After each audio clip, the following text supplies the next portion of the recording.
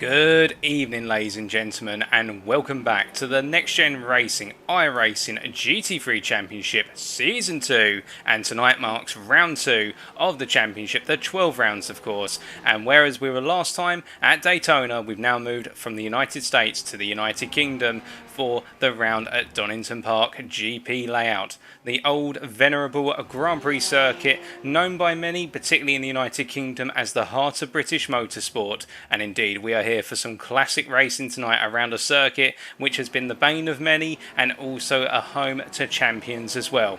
Whether it be the infamous performance of Ayrton Senna in Formula 1 or indeed multiple BTCC champions over the course of the years making their claim to the win and to the top of the throne at this circuit, you can be sure that Donington is going to throw up some surprises and indeed some brilliant battling. In terms of tonight, of course, we can see the schedule there at 8 o'clock, so in just under 10 minutes we'll be getting underway with the 15-minute qualifying session. Then we'll be having our first of the two races tonight, the 15-minute sprint race at 8:15, that's British Summer Time or UTC +1. We'll then take a brief break whilst we're conducting interviews with the winners of the classes, and then we'll be back at 9 o'clock for the feature race. A little bit before then, but you can expect the feature race of 60 minutes with the strategic element to be getting underway at 9 o'clock this evening.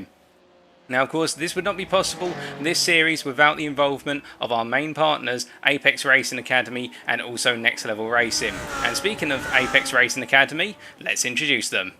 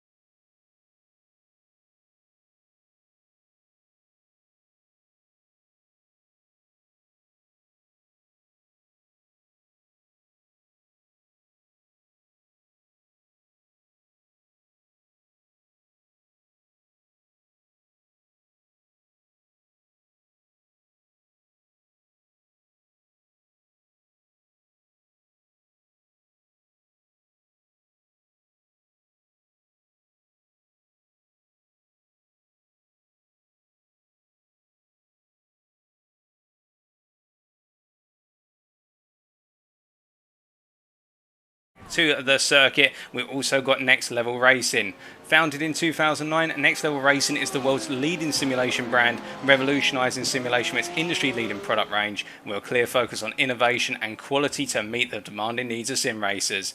Next Level Racing's designs and technology shall take your sim racing experience to the next level, and if you want to know more about their products, be sure to head to their official website, nextlevelracing.com, today. Indeed, a number of drivers are using their gear as well over the course of this season. But without further ado then, having introduced our sponsors, let's recap over what happened last week. So last time out at Daytona Circuit, we saw that in the Pro class in particular there was a dominant performance by one Billy Fletcher, who, as we can see in the championship here, has started to build up a good lead, 115 points for pole position and the fastest lap in races 1 and 2, taking home all the points. At the head of the rest of the field at the moment, it's Harry Melvin in that P2 position on 41, but he's being chased very closely by Jacko Boshoff, and also you've got Paul King and Kenny Hermans also on his heels. Further down the order, however, it was a difficult day for Colin Martin down in P11. We saw how difficult it was for the British driver, and he'll be looking to bounce back today. In the amateur class, meanwhile, we've got George Bland currently leading on 56 points, but again, he is being chased very closely here, and we do not have a runaway leader after round number 1. George Bland on those 56 points, Matthew Emmons and Mikael Andreasen are both chasing after him. Matthew Emmons getting a very consistent performance over the two races, whereas Mikael Andreasen had to miss race number 1, but started at the front for race number 2, and never let go of the lead in the amateur class, putting in a solid result. Now, as for the track, We are here at Donington Park, as previously mentioned, as you can see from the circuit map provided to us by simracingwiki.com. We're grateful to them, of course, supporting the iRacing franchise. 12 turns and a very challenging circuit, a very tight circuit, and one where we've got a lap that's just under 2.5 miles long, and we're looking at lap times in the region of 1 minute 28 in qualifying here, perhaps even a 1 minute 27. The most notable thing about this circuit is that we have an handling orientated first two sectors, and in the final sector it's all about getting the best possible run through the S's and indeed the two hairpins. Turn 11 the Melbourne hairpin, and also Goddard's at turn 12, which completes the lap. And speaking of a lap, here is a reference lap as brought to you earlier on in the practice sessions by Matt Emmons in the Porsche 911. Let's take you through it then. So coming out the final corner then to go on to a flying lap here, you're going to see that he's building up the accelerator here all the way up through the gears heading into turn number 1, and it's a tricky turn number 1 because you have a lot of speed here and you want to carry as much of that speed in using the full width of the circuit, but you've got that late apex, and as he goes down to second gear he gets it rotated through very nicely, and now coming through the right hander of turn 2 here, you can see it's an extended right hand, he gets through the corner nicely, and now down into left hander at turn 3 he goes here, full attack, you've got a full confidence before going through turn 4, the old hairpin as it's known at turn 4, making his way through. They're coming down to third gear before building up the throttle once again to go into turn 5, flat out through turn 5 using the full width of the circuit before going up into 6, and he has to have the confidence here before turn 7. The two right handers coming up turn 7 firstly, and then turn 8 further up the hill here, two very challenging corners for their own unique reasons. The camber change into turn 8 here in particular being a very difficult one. It's an unsighted apex. As he comes through the corner he'll be heading now all the way down towards the S's here, a long straight down towards the S's. We're expecting brilliant overtaking attempts down into the sequence of turn 9 and turn 10, hitting the anchors here just before the 50-metre board and coming through, attacking it as much as possible in third gear through 9 and 10 very smoothly there, Matt Emmons, and now making his way down towards turn 11. The Melbourne hairpin here going into the hairpin, and you can see all the way down through the gears, goes a little bit deep here, but he's able to catch the car and use that to delay the apex and gets it turned through in first gear before now making his way up to turn 12, the final corner of course, and as he makes his way into this hairpin, another brilliant pace for overtaking opportunities. We've seen it plenty of times in multiple real world series and we expect it here again today, and that is a lap completed by Matt Emmons. Thank you for that, Matt. Indeed, a fast lap there, a 1:29.7. As our race rules tonight, the setup, all of our drivers are mandated to use the iRacing medium downforce setup for tonight's races in the GT3 cars, and in both the sprint and the feature race, each driver will have one fast repair available for each race. In the feature race as well, our drivers will have to start with a fuel load of maximum 75%, and there is a mandatory pit stop within that 60-minute feature race, which will require drivers to take on fuel, and they can choose to change tyres or not. And as we've already spoken about all the rules then, and also the standings, let's head back to the circuit, and qualifying is due to get underway in only a moment's time. And as we can see here, all of our drivers right now getting in their final laps as it currently stands. And indeed, we are patiently waiting for everybody to get underway. And you can see just how everybody is stacked up in the pit lane right now and getting ready to go.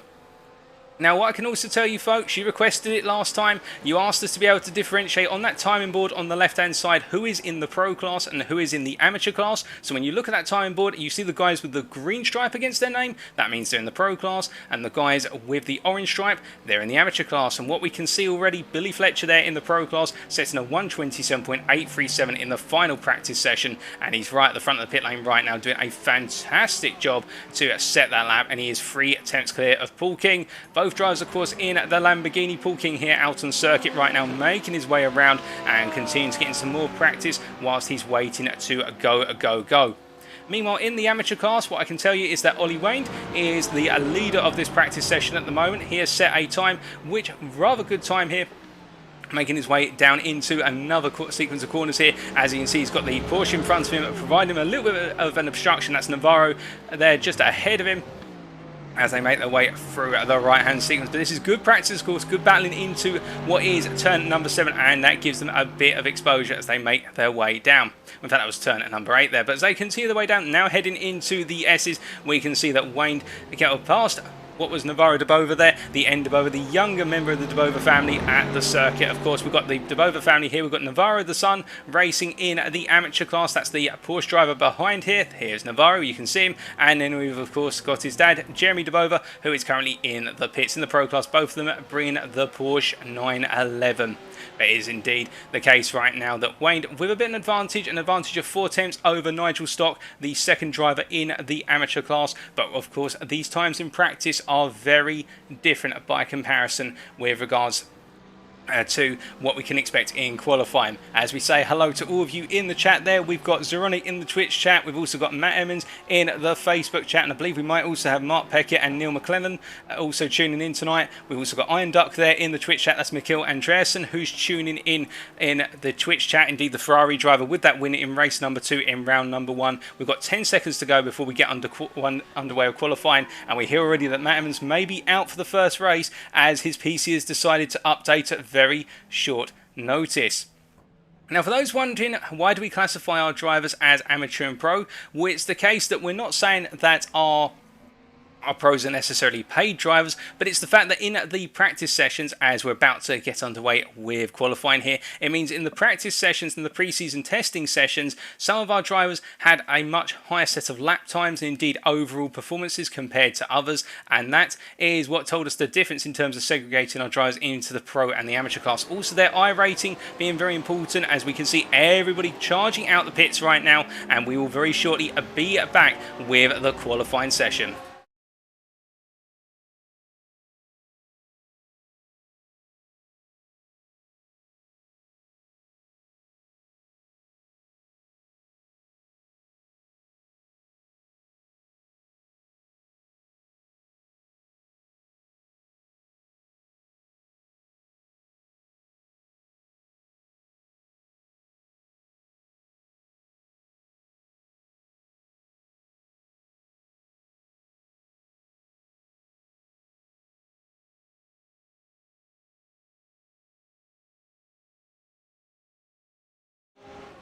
Alright folks, as we return to the circuit then for qualifying, we can see everybody trying to find themselves some space out on circuit right now in this qualifying session to start getting those lap times in. And because we've got a relatively short lap here as well at Donington, the fact it's approximately just under 1.5 minutes, we can expect our drivers to be getting in upwards of 5 to 6 laps, probably a 7th or an 8th in there as well. And as we take a look back right now, we did have the chance to catch up with some drivers in the pre-race chat in terms of just before practice to see how they're feeling. But before we do that, we're going to jump on board here with what I believe that is the Lamborghini, as we're just waiting for our drivers to all come through right now and start putting some times in. But we're going to jump on board with the Lamborghini of Jaco Boshoff here to give you an idea of what it's like to roll around the circuit on a flyer here.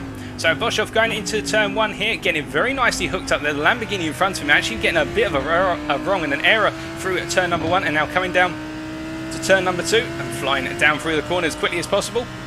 Before going into left-hander 3, coming onto the brakes here for the old hairpin at turn 4, and he's got to absolutely attack that apex, which he does so very nicely, and now charging it up the hill, going into left-hander at turn 5, continuing to go uphill here and building up as much speed as possible through 6, using the rear of the car to rotate as he goes into turn 7 here. And the fact you've got that uphill right-hander, and then you've got another uphill run here towards turn number 8, and now it's the unsighted apex of turn 8, the double apex combination, as he makes his way through. A little bit of a wobble on the curbs there, as the times on the board up there are not indicative of pace so far. Everybody just coming around on their initial warm-up laps, but we're on a flying lap right now with Boshoff as he comes into the S's, then braking at that 100 metre board, in fact about 80 metres, and charging through there, just missing the bollards on turn number 10's apex by the smallest of margins, and now coming down to turn number 11. The first of 2 hairpins here, and you can see taking a different line compared to the driver in front of him, deciding to take a more aggressive attack line, but he gets it on the power and now makes his way all the way down to turn 12, the next hairpin, to complete the lap. But he's got to nail this, of course, and again taking a very aggressive line in here, taking a tight attack line and then coming out and perhaps just trying to carry a little bit less time into the apex and carry more speed into the apex as he has to get this car stopped. But we can see right now as Melvin and Boshoff both across the line, Boshoff with a 29.0 and Melvin ahead of him, the 2 pro drivers inseparable, as we see that Norman has gone, Steve Norman that is, with a 128.8, but then Deschamps, Jean-Louis Deschamps in the Porsche setting a 128.1, but then Fletcher now responds in that Lamborghini, running a new livery tonight, of course, and that Lamborghini informed me in the pre-race chat. He gave me thoughts and was saying it was going to be running a new livery tonight, and we can see it there as he makes his way through the sequence of corners down into the old hairpin once again. And from Fletcher's perspective, what the number 38 driver was saying to me, Billy Fletcher, is that it's going to be a real tough one at Donington, especially on the reverse grid race with the strong field. And the fact that I think really what he's alluding to there is the fact it's so tight, as he gets it very wrong there, going up the hill into turn number 7 and just catches the car. That could have been a disaster for Fletcher, but a good catch there. I'm sure he also plays cricket in his spare time if he's able to catch the car like that. As we look back right now, we see Jean-Louis 4 attempts down and using the slipstream of the driver in front in the number 103 car there, making his way down. And that's Jeremy de Bover ahead of him, trying to get a little toe into the S's here. But he has to be so careful as he clatters the apex curves, and we could see through turn 9 in particular, raising the left-hand wheel up there, but not doing too many theatrics. But it's very close at the front right now. When you exclude the time from Fletcher, we can see that Deschamps, Dory and Norman all quite close and trying to charge after one another in terms of those lap times, as we see all of our drivers come on through right now. And as they make their way down, it is the case that drivers are trying to get that best possible lap time in nice and early, trying to take the pressure off themselves a little bit, as Jakob Boshoff improves to a 28.5, and then we've got King with that 28.4, getting himself up into P for his Paul King. And King looking quite strong over the course of the practice sessions from what I gather, and indeed being one of those contenders. It was Fletcher who dominated the practice session out of everybody on what was Tuesday last night, albeit we didn't televise that, of course. That was a private practice session where everybody was allowed to turn up if they so desired, but we can see right now that it is the case that in the pro category, Fletcher leading and then everybody else trying to chase after. Meanwhile, in the amateur category, by comparison, we can see here Stock in P9 right now on a good lap is Stock, and he's done very well. His lap, the previous best lap he set a 1:29.3, and that is a sizable margin ahead of the rest of the field as he's making his way around the circuit once again here and continuing around the course in short order. Going into the right-hander at turn 7 right now, the Mercedes driver. He had a very difficult time at Daytona. For those who were tuning into that one, he found himself right in the thick of it, and a number of instances as well that he was involved in. It just did not work out for Stock, but he's bouncing back tonight. As we say hello to Paul Smith in the YouTube chat, who's shouting out for Ignium Motorsport. Good luck, lads, he says. And indeed, it'll be the case that everybody will be pushing, and we wish the drivers the best of luck. Of course, not allowed to play favourites in the commentary box, and well, we will have to see what happens over the course of the race and whether the Ignium drivers are able to pull off something special. But right now, Stock looking very strong in the amateur category. A very sizable gap he does have over the other drivers as they make their way around. And as we check the class display here, we can see that Stock on a 1:29.3 by comparison with Andy Bover there. That's Navarro de Bover, who is 3 tenths down, making his way all the way down right now as we change things up a little bit on those timing screens.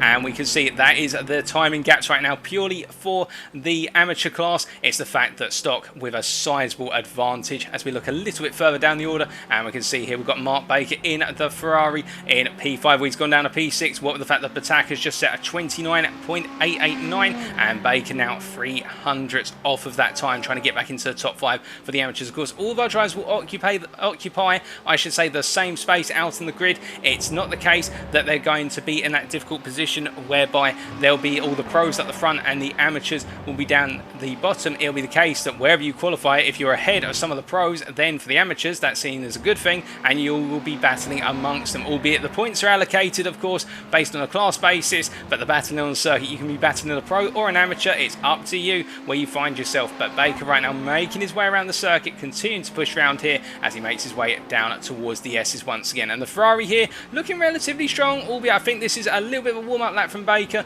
in the fact just doing a little bit of weaving into the S's there, trying to get some tyre temps up, and a Lamborghini coming up fast behind him. As we take a look back to the overall right now, and we can see that Fletcher still a 1:27.7 at 4 tenths clear of anybody else out there. As we take a little bit further a look around the order right now, and we can see we've also got Ollie Wayne here in P8 in the amateur class right now, and indeed he is 1.5 tenths off of M. Baker, making his way around the circuit.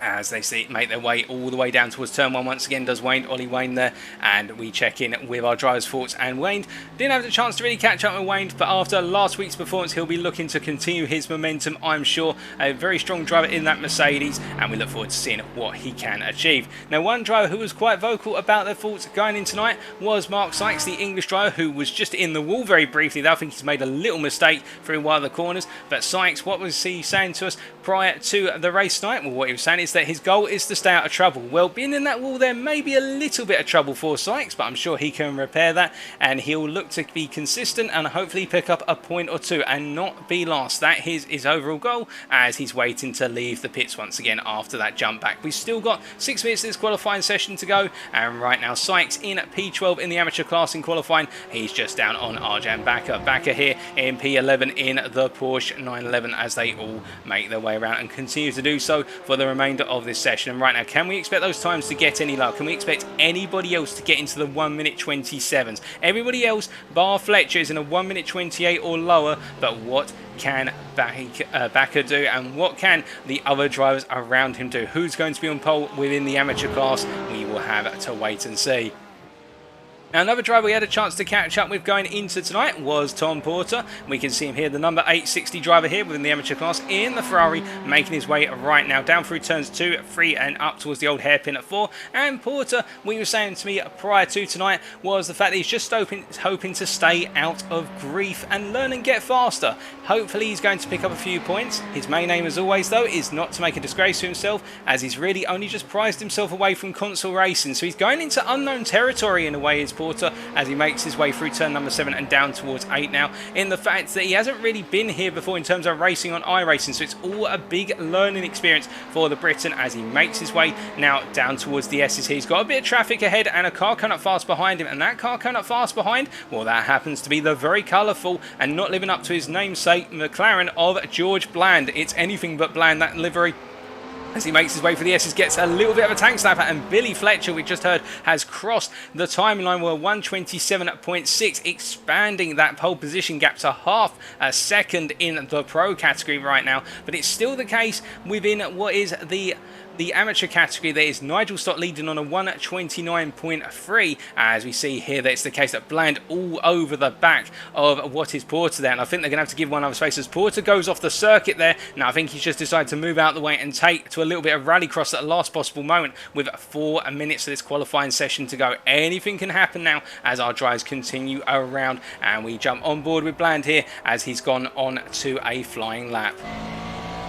So he makes his way down through 2 and then into the left-hander of 3 very shortly here. You can see full attack from Bland, and we expect that he's going to be very loose on the rear end in this McLaren. He loves to throw the rear end out, going through the old hairpin there. A very smooth run over the apex, and now heading up towards turn number 5 here, and then just continue that throttle. Full commitment here from the Briton as he goes into 6, and he's going to come into the heavy braking zone of 7. Unsighted, of course, a little bit here as he makes his way out, gets a very nice apex there. A lot of speed maintained over the apex of 7, now into 8. How will the McLaren handle the change of the hill as he comes through 8, then through the first part of the apex, through the second part? A very nice run indeed, making it look effortless is Bland as he now makes his way down towards the S's. He's going to be in full attack mode as he continues to head down into the braking zone. He goes here into left to right combination, but carries a bit too much momentum and has to back out of it very slightly. You could see the attack angle was almost into the bollards at turn 10, but he got it back under control as Jochen Seger has improved to P10 in the amateur class with a 30.0. You can see there on the left hand side of our time screens, but focusing on the man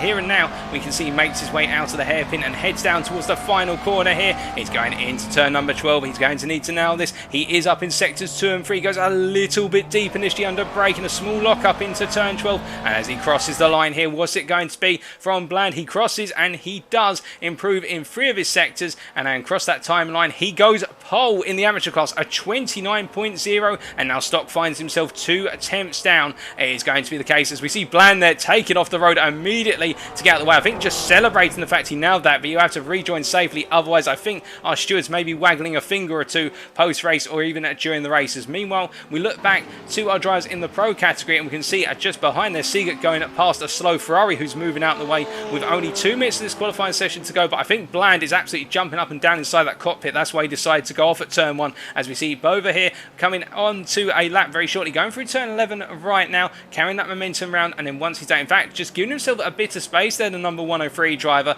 and he's got a lot to gain here because he is currently in P11 in the standings.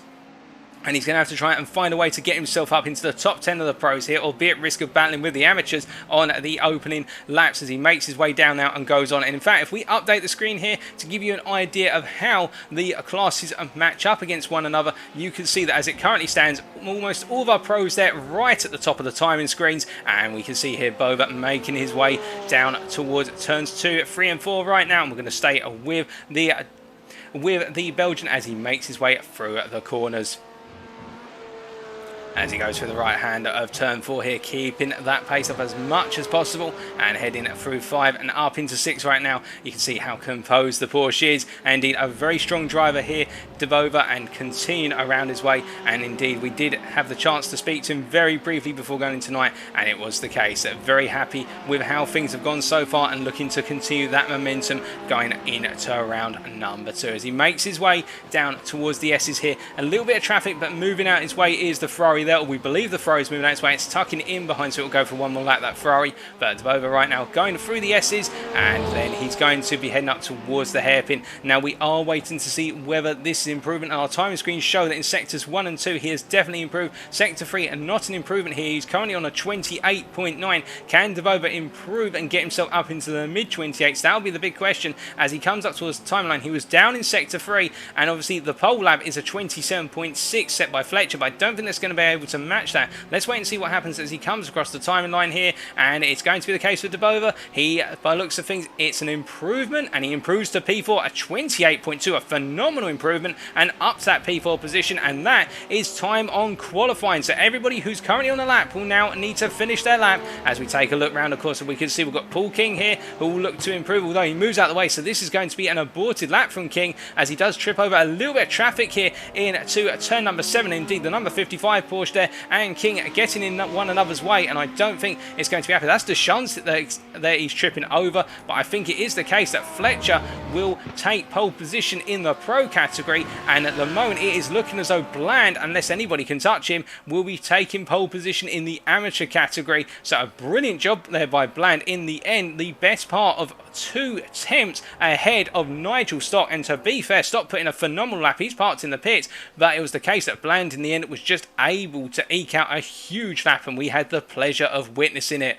And as I say, pole position has gone to Fletcher, and Deschamps will be lined up alongside him in that pro class as everybody now starts to make their way back into the pits. We can see we've got a couple of drives on faster laps, and we're just going to hop over to De Bover, Jeremy De Bover here as he's making his way around. We've also got Durkee Sache making his way through.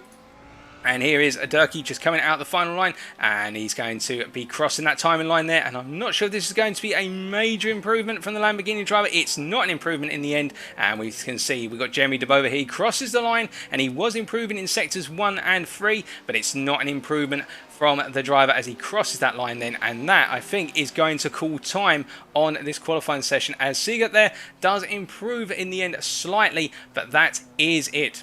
So pole position, as I say, for the pro class, going to Fletcher. He'll be lining up on the front row, and it'll be Deschamps alongside him in P2. And then in the amateur class, it'll be George Bland, who is going to be P13 on the grid, and he'll be joined by Andrew Lovesey from the pro class on his row. So he's got himself some space between himself and the rest of the amateur pack. As we say good evening there, of course, to Sweelurb on the Twitch chat, and Matt Emmons there commenting in the Facebook chat. Well done to George Bland for that lap. And now we await the race number 1. And we'll be right back when we're about to get underway with it, folks.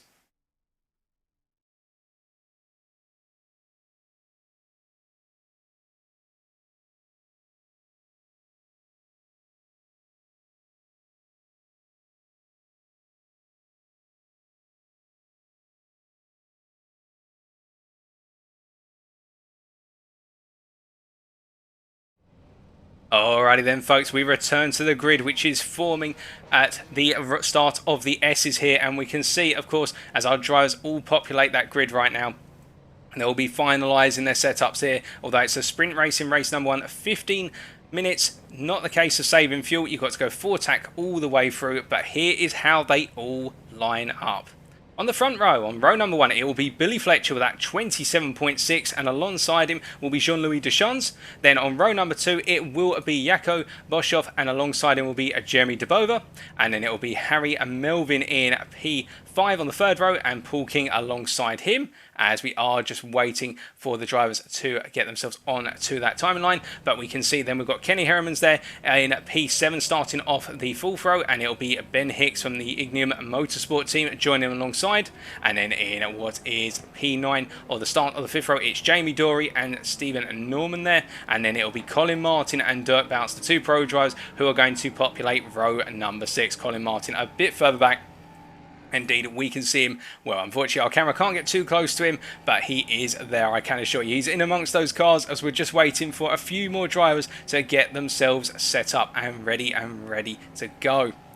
We can see Alexander Batak a little bit further back there as we clear the grid away. Indeed, 15 minutes there. Just a reminder, the track temperature now 41 degrees centigrade, and it is going to be a very hot indeed for our drivers as we wait to get underway with race number 1.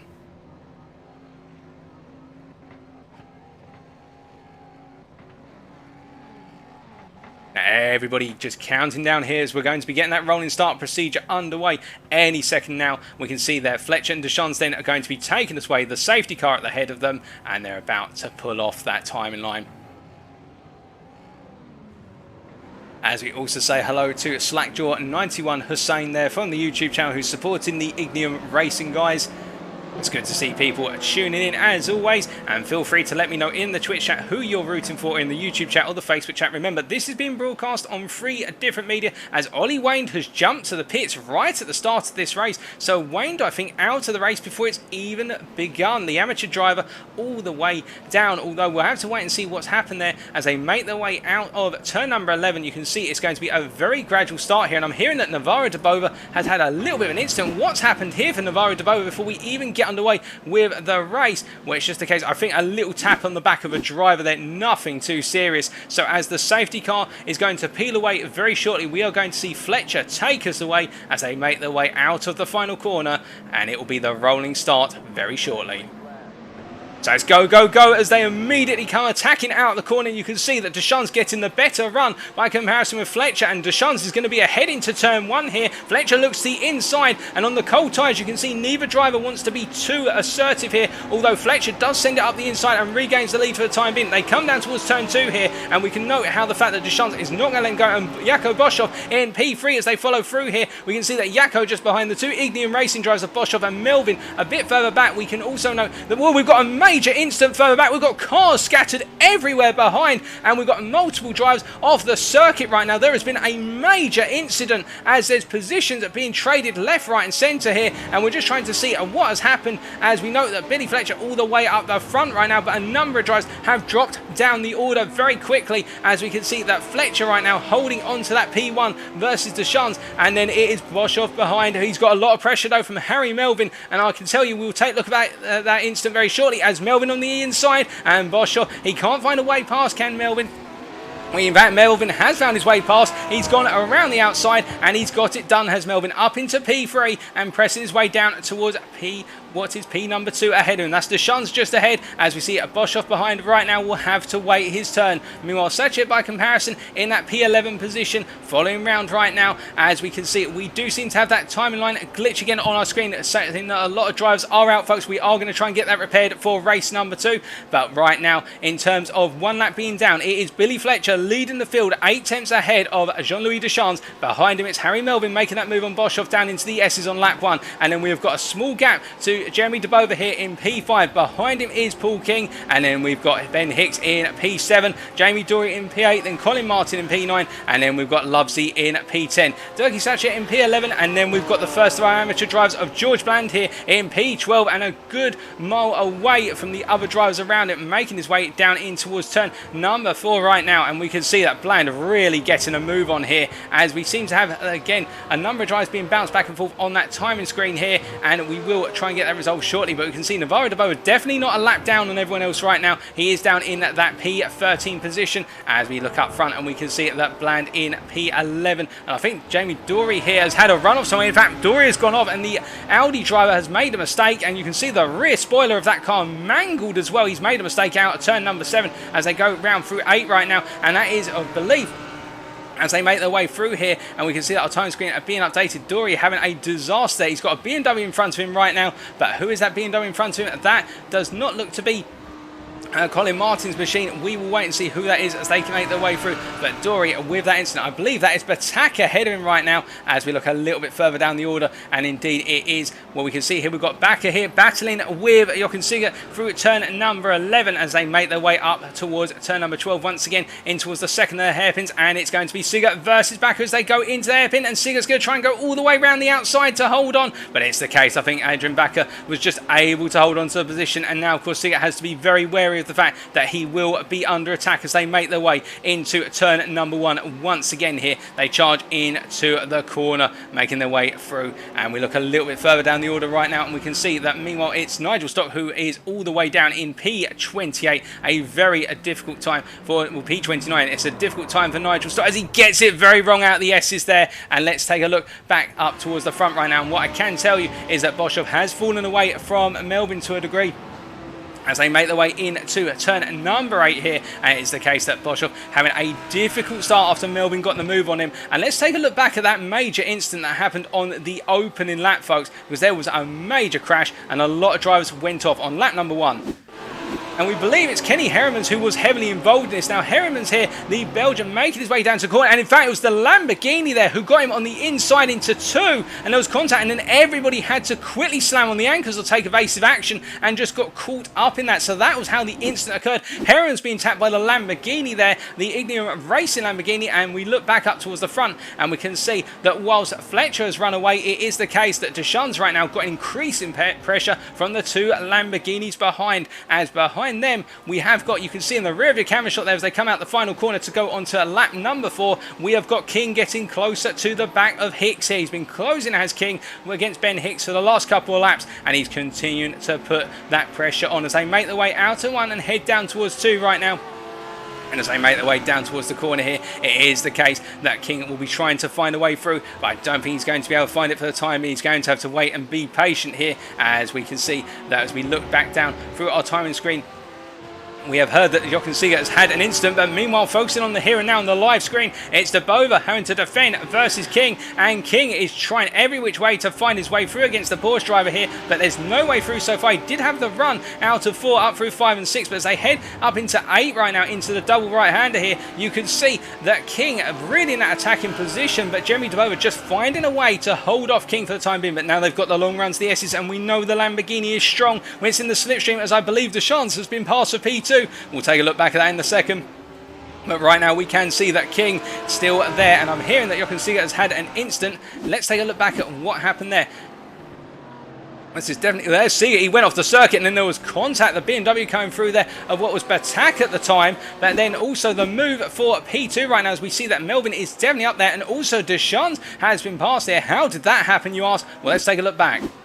So as they're making their way down towards the S's here, we're going to see Melvin goes for it into the S's very strongly indeed. And the fact that Deschamps had such a poor run meant that in the end it was the case that he just simply lost out in the drag race down towards the hairpin once again. And Boshoff found his way through. So Melvin essentially carving a way for both Lamborghinis to get through. As we jump back to the live pictures right now, and you can see that it is the case that Melvin breaking away from Boshoff and Deschamps here. But Deschamps will try to come back with Jean-Louis as they make their way through turn number 4 and head up towards 5 once again. And the Porsche driver getting a better run this time out of turn 4 into 5 and 6 he goes, and the Porsche, well, he'll do everything I'm sure to find a way into this, but it's going to be a very difficult one indeed as he makes his way through 7 and now heads up towards turn number 8 once again. And behind them we can see we have still got Jeremy De Bova here in that P6 position. In fact, King did pass him, and he passed him only moments ago as they make their way down through the S's. We'll take a look back at that very shortly as we hear that Seeger has jumped to the pit. So Seeger has had to retire the car in this sprint race. That's a disaster for Jochen Seeger in the amateur class, but right now we see that De Bova under a lot of pressure here from the chasing Hicks and Colin Martin there as well as they make their way through once again and head down towards turn number 11. But let's take a look back at what happened for the move for P5 with Paul King.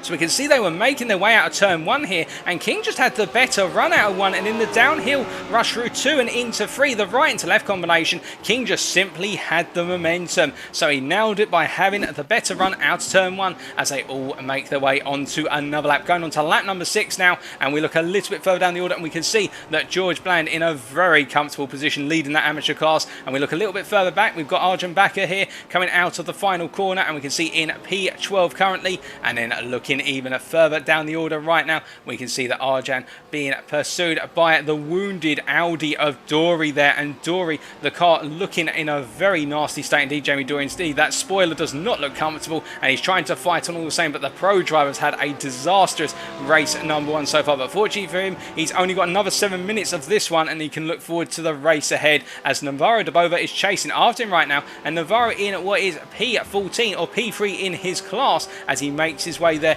through the turn number 4. And we can see the BMW of Batak there, the BMW M4 just going a bit wide out of the corner as the Dane makes his way around right now and heads up towards turn number 7 here and trying to hunt down Navarro de Bova, but I think it's going to be quite an effort to get back in there as we look a little bit even further down the order, and we can see we've got Mark Sykes all the way. Well, he's run off the circuit as Sykes. He's going to be rejoining the track in approximately, that looks to be coming out of turn number 1 there. Sykes having a difficult opener so far. In fact, that's turn number 4 he's just made the mistake out of as the camera flicks around. But meanwhile, all the way up front, I can tell you that we still have the ongoing issue our time screens, but we will get that fixed for you in the next round, I promise you that, as we can see that at the moment Lovesey in P9 in the pro class and having a very difficult time trying to catch up to Colin Martin right now. The gap between the two of them, 1 second. He can't seem to find a way into this as Paul King set his personal best, RP5 man, at 28.6, and he is losing some space here on Deschamps, but he's getting away from Jeremy de Bova, and I think that's the target at this point, to simply run away from de Bova as they make their way all the way down the hill. And indeed, for those wondering why have we got some drivers with green stripes next to their names on that time board versus orange stripes, green represents the pro category drivers, orange represents the amateur category drivers, as they all continue to make their way through the circuit here, and we can see King holding on for the time being.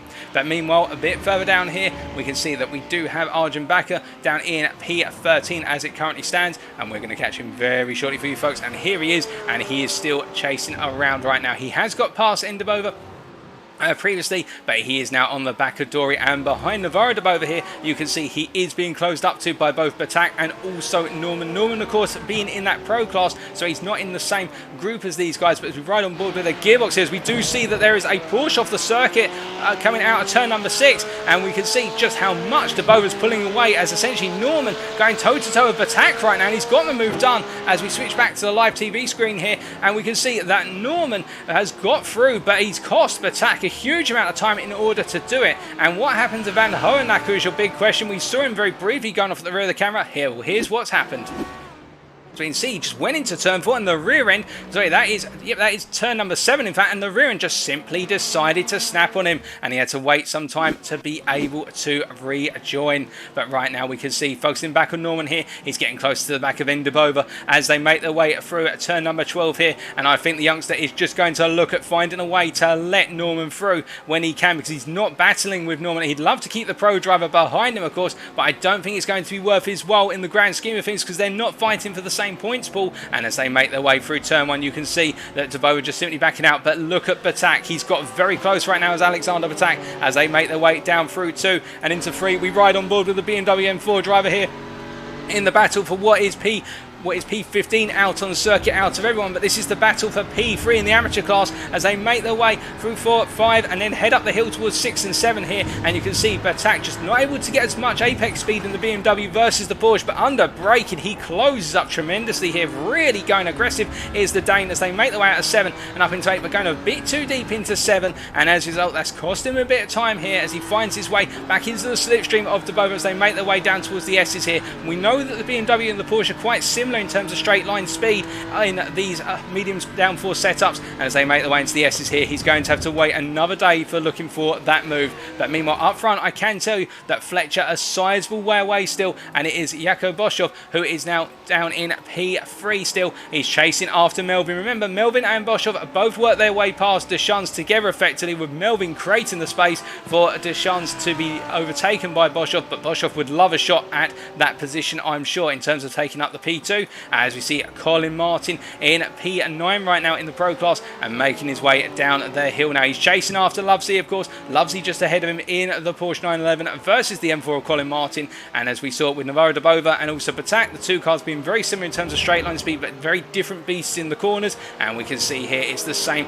with Martin versus Lovesey, but he's getting very close as Colin Martin as they make their way up into 7, and you can see he's waiting for the moment. He's going to wait for the move, I reckon, going down towards the S's to go go for the attack, and he just wants to stay as close as possible behind as they make their way through. And we hear that Kurt Van Hoenacker has gone into the pits, so I think that might be to box the car and retire it for this race. But as they make their way down right now, heading all the way down towards turn number 9, turns number 9 and 10.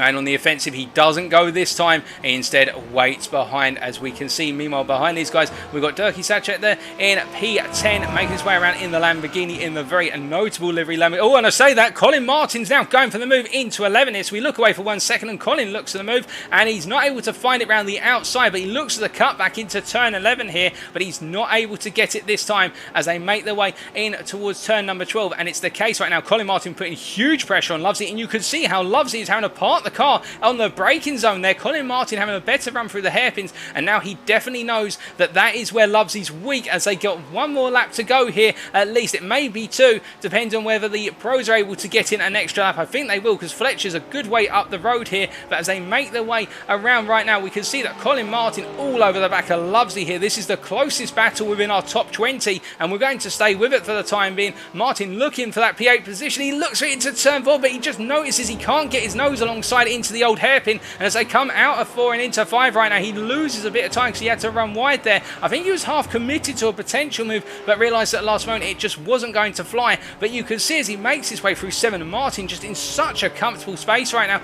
but he goes too deep out of turn 7. That's cost him an absolute plethora of time, and now it looks as though Sachet has caught up to the back of it instead. The Lamborghini driver here of Dirkie Sachet closing up behind Colin Martin, and Martin's going to look rearwards now instead of forwards as they make their way down towards the S's once again here. And as they go into the sequence of corners 9 and 10, no change so far, but Sachet definitely looking the more comfortable driver out of the two of them as they head down into turn number 11, and on the offensive they go here into the right hand hairpin. No change so far as our race leaders go on to one final lap here, so that we are going to be getting in an 11th lap. But as we go back to the battle, Colin Martin versus Sachet right now, it is the case that it's opened up a bit as we look a bit further back here, and we've got Stephen Norman who is on the offensive versus Arjun Bakker here for what is P13 on circuit. But remember that Bakker is in the amateur class, whereas it's the case that Norman is in the pro class, so there's not going to be a major change here as they make their way through. And I'm not sure why we're still seeing Fletcher drop all the way down that time board, folks. I can assure you Fletcher has not retired the car according to my data screens.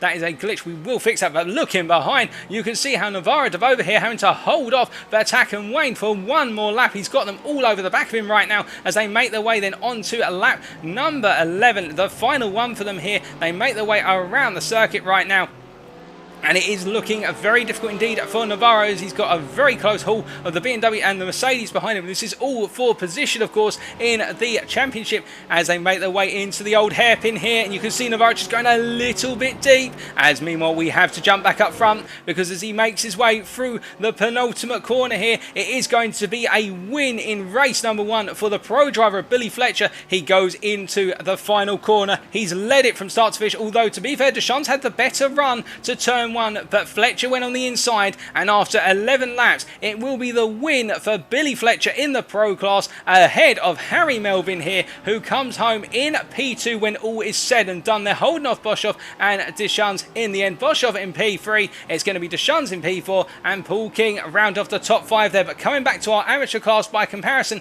we can see that it's going to be, as he makes his way through the final corner right now, George Bland with a huge margin over the next driver in the amateur class. The McLaren driver nailing it in qualifying and nailing it in race number 1 there, bringing it home in P1 in the amateur class, P11 out on circuit. And what about Bakker? We can see here he's in P14. He is chasing around right now, and he'll be coming home in 2nd place in the amateur group, and it is going to be a brilliant result there, as Wayne will come home in the Mercedes in P3 for the amateurs. It will be P4 for Matthew Addy in the Ferrari there, holding off Dirkie Bouts, and then it will be P5 when all is said and done for Batak there. I believe in Debova made a mistake somewhere else on the circuit, and that is how the move got done. We will try and catch what happened there very shortly, folks, for you, as we just double check here. So this is what happened on the final lap. Then you can see Navarro Debova here ahead of what was the BMW driver of the Attack at the time, as they made their way down into turn number 4. And we were only watching this moments ago. He went a bit wide, and then what happened after this? This is the big question here, because something has definitely happened on the lap. Well, we're not going to see it there, folks, unfortunately. But we just missed that, so that must have happened a little bit later around that. But a brilliant race number one, and we'll be back very shortly to bring you interviews with our winners in both the pro and the amateur class.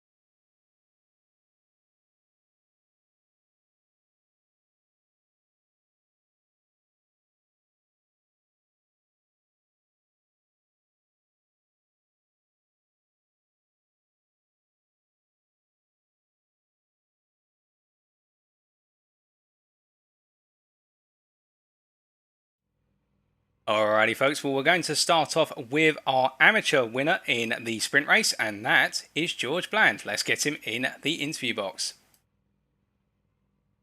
Hello George, can you hear me? I can, mate. Congratulations on winning the sprint race in a rather dominant fashion. How does it feel to have taken the win at Donington in the sprint? Thanks for that. Yeah, it feels alright. Avoided a bit of carnage on the first couple of laps. Just tried to keep my nose clean from there. So taking a step back in qualifying, a very strong qualifying lap as well, were you expecting that you were going to be right up the front and going into tonight's race and give yourself the best possible opportunity for the sprint? Oh, not at all. I've actually felt quite slow. In testing, my lap times have been a bit off compared to other people, but just found a groove tonight and it's come through.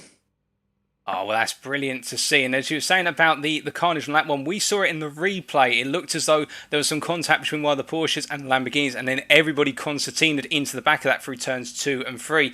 Where were you caught up in that? Did you have to take a major evasive action or just find a bit of space? Yeah, well, I was tucked under Colin's rear wing and just saw his brake lights come on, and it was a question of which way is he going to go, so I guessed left. Unfortunately, it was the right way, because there was a Porsche sat there on the right sideways. Well, that's very fortunate, and now looking forward to the feature race in only just under approximately 20 minutes time. How are you feeling for the feature, knowing that you're going to be starting right at the back of the amateur class? Yeah, kind of looking forward to it. I think just trying to keep my nose clean and consistency is key, and hopefully I can find that groove again.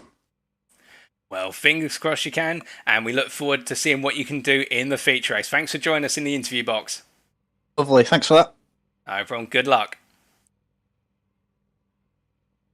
Well, you can see there and hear there from George Bland, very happy with the performance there, and indeed a little bit fortunate he decided not to be involved in that major incident on lap number 1, going through turns 2 and 3. The big collision, and we are hearing from a number of drivers down in the paddock that they really did not expect to be caught up in that, and it really scuppered their race. Indeed, a lot of drivers being very heavily impacted by the incident, but still it's the case that sometimes that's the way it goes in racing. We are waiting to see, however, whether we will be having Billy Fletcher join us for a quick interview, but if not, then folks, we will be looking forward to the feature race in approximately 15 minutes time, but we will be back within 10 minutes to get you underway once again, and we are going to try and resolve that pesky timing board issue for you in the meantime. Don't go anywhere, we will be back in just about 10 minutes for the feature race, to build up to the feature race, and looking forward to what to expect.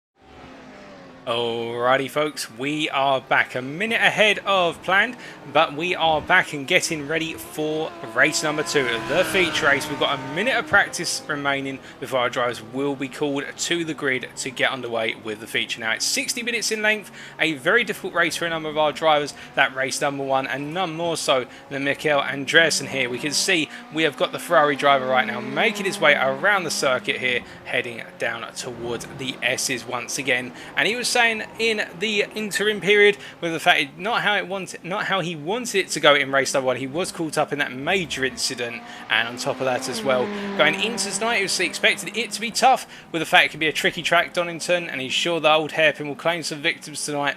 It's a tough track to overtake on, so good qualifying is important here, and this will also be seen in the feature race where he thinks the fast guys behind will have a tough time at getting through the field. Indeed, he'll be starting towards the front of the field this time, what the fact he was involved in the incident in race number 1, and the SAS racing driver will do everything he can. I'm sure the Dane will be looking to get a solid result. Much like he did at Daytona, starting at the front, he was able to pull off the win for the amateur class, and he will be looking to repeat that or do the best he possibly can in the feature. As we also say hello to Katie Eames there from the Facebook chat. Very late to the party tonight. Well, better late than never, Katie. And you can look forward to some fantastic racing ahead. As we also say hello to on the YouTube channel there. I believe we've got Dan K as we're about to form the grid for race number 2. Then all our drivers will be required to take to the grid, and then we will be go very soon indeed.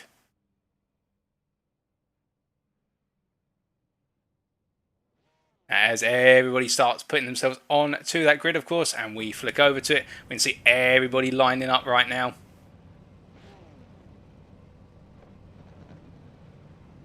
Getting ready to go here. We will have our pack of what is effectively 28 drivers here, and they will be all raring and racing. We are missing a couple of drivers, unfortunately. I believe we are not going to see Mattermans take to the circuit tonight due to some technical issues, and a number of drivers have encountered some technical issues. That's why we haven't quite got the almost 40 full grid, and instead we've got 28 drivers here today. But what I can tell you is that as the grid forms up here, we have Fletcher right at the front of the pack. I believe that's not correct, because he should be right at the back, given he won at race number 1. So I think there might be a slight technical issue here, folks. I'm just checking in with race control to see what has happened, but a number of drivers have called this out. There seems to be an issue with the settings of the lobby, and we're just waiting for what is going to happen with regards to the racing here. As we see, they all pull away, they start making their way off the timing line. Will it be an aborted race? We have had Jean-Louis Deschamps jump to the pits immediately here on the warm-up. As we see a little bit further back there, we've got Navarro de Bova just getting ready to go as well. They all pull off the line.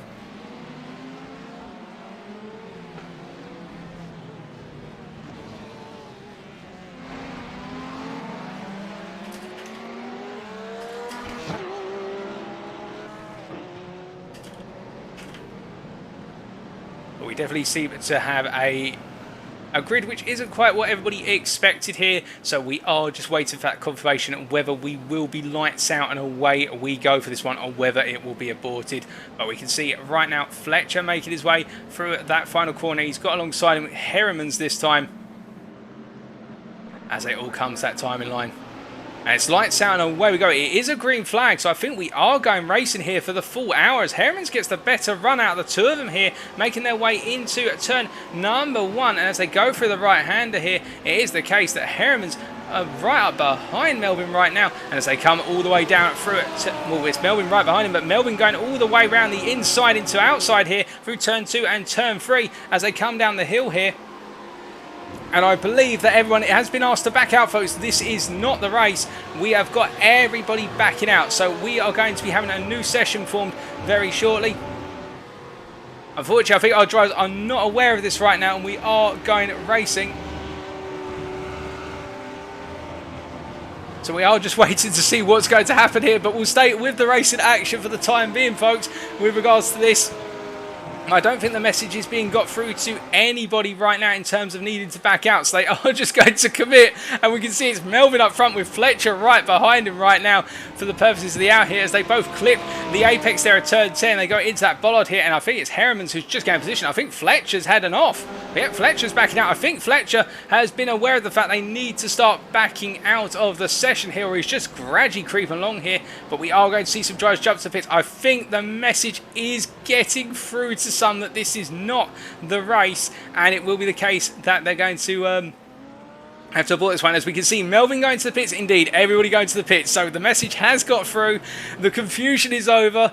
And, well, we will be getting the feature race underway in the near future. But that's a little bit of miscommunication. A lot of drivers still going around here. As we do see, that is a Ferrari that spun off there. And everybody coming around to go on to another lap here. But I think they'll gradually get it through that this race has been aborted.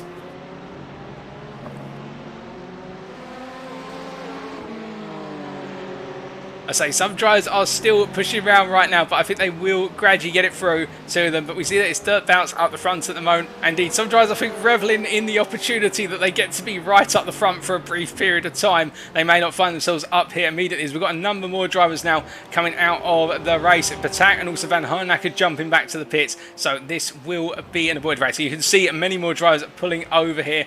So we will be right back once again, folks. Apologies for this. We're just going to be a little bit behind schedule as we had a slight miscommunication. Technical issues have crept their way onto the server we're using, but we will be back within the next 5 minutes or so for the feature race with the proper grid.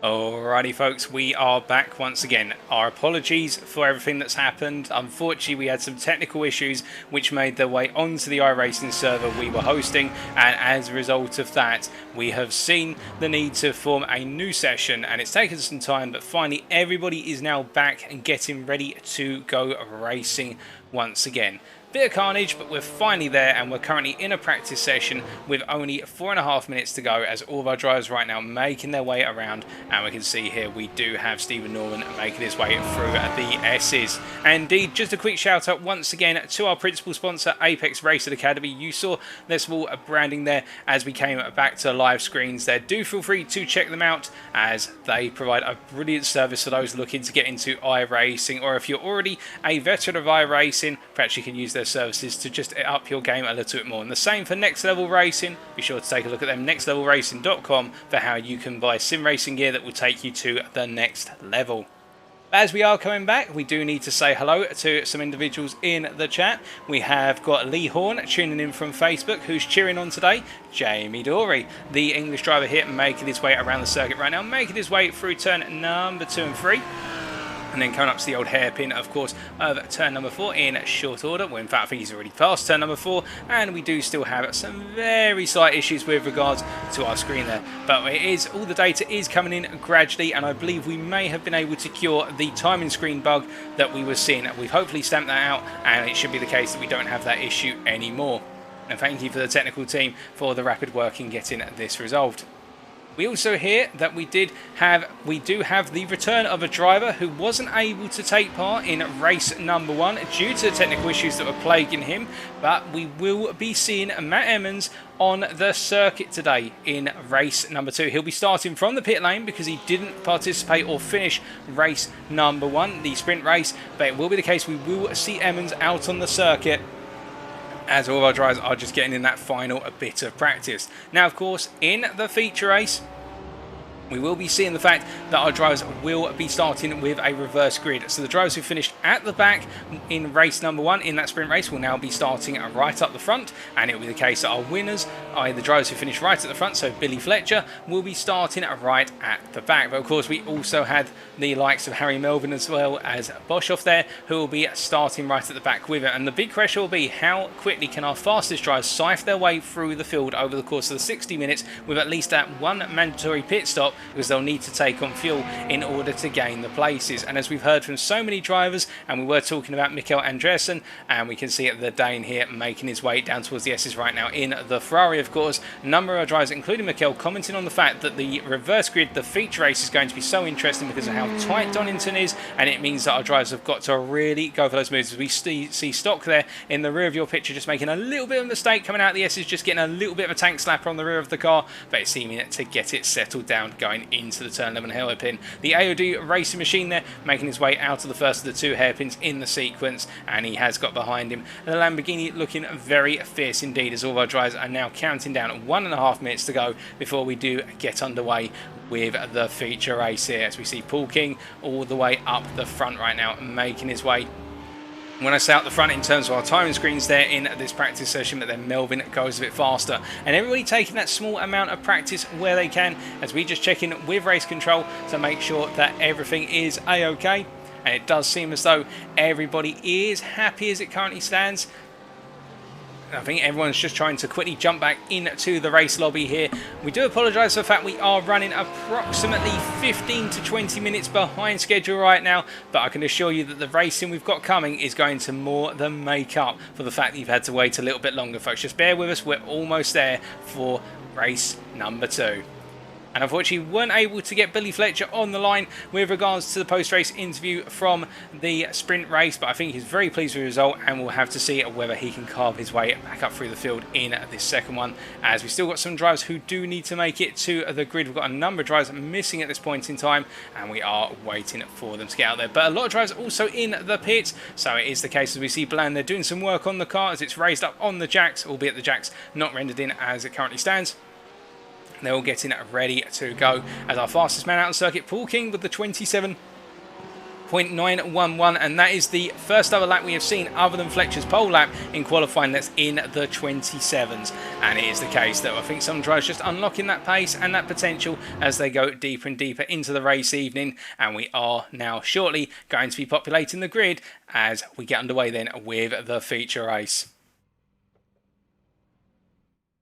So you see here that grid forming immediately, and in fact it will be the case that starting at the front of this grid it will be Van Hoornacker. Of course we do have Emmons who will be out there as well. I believe it may actually be the case that Emmons does start on pole. He won't be starting from the pits, he might be starting from pole. We are just waiting to see.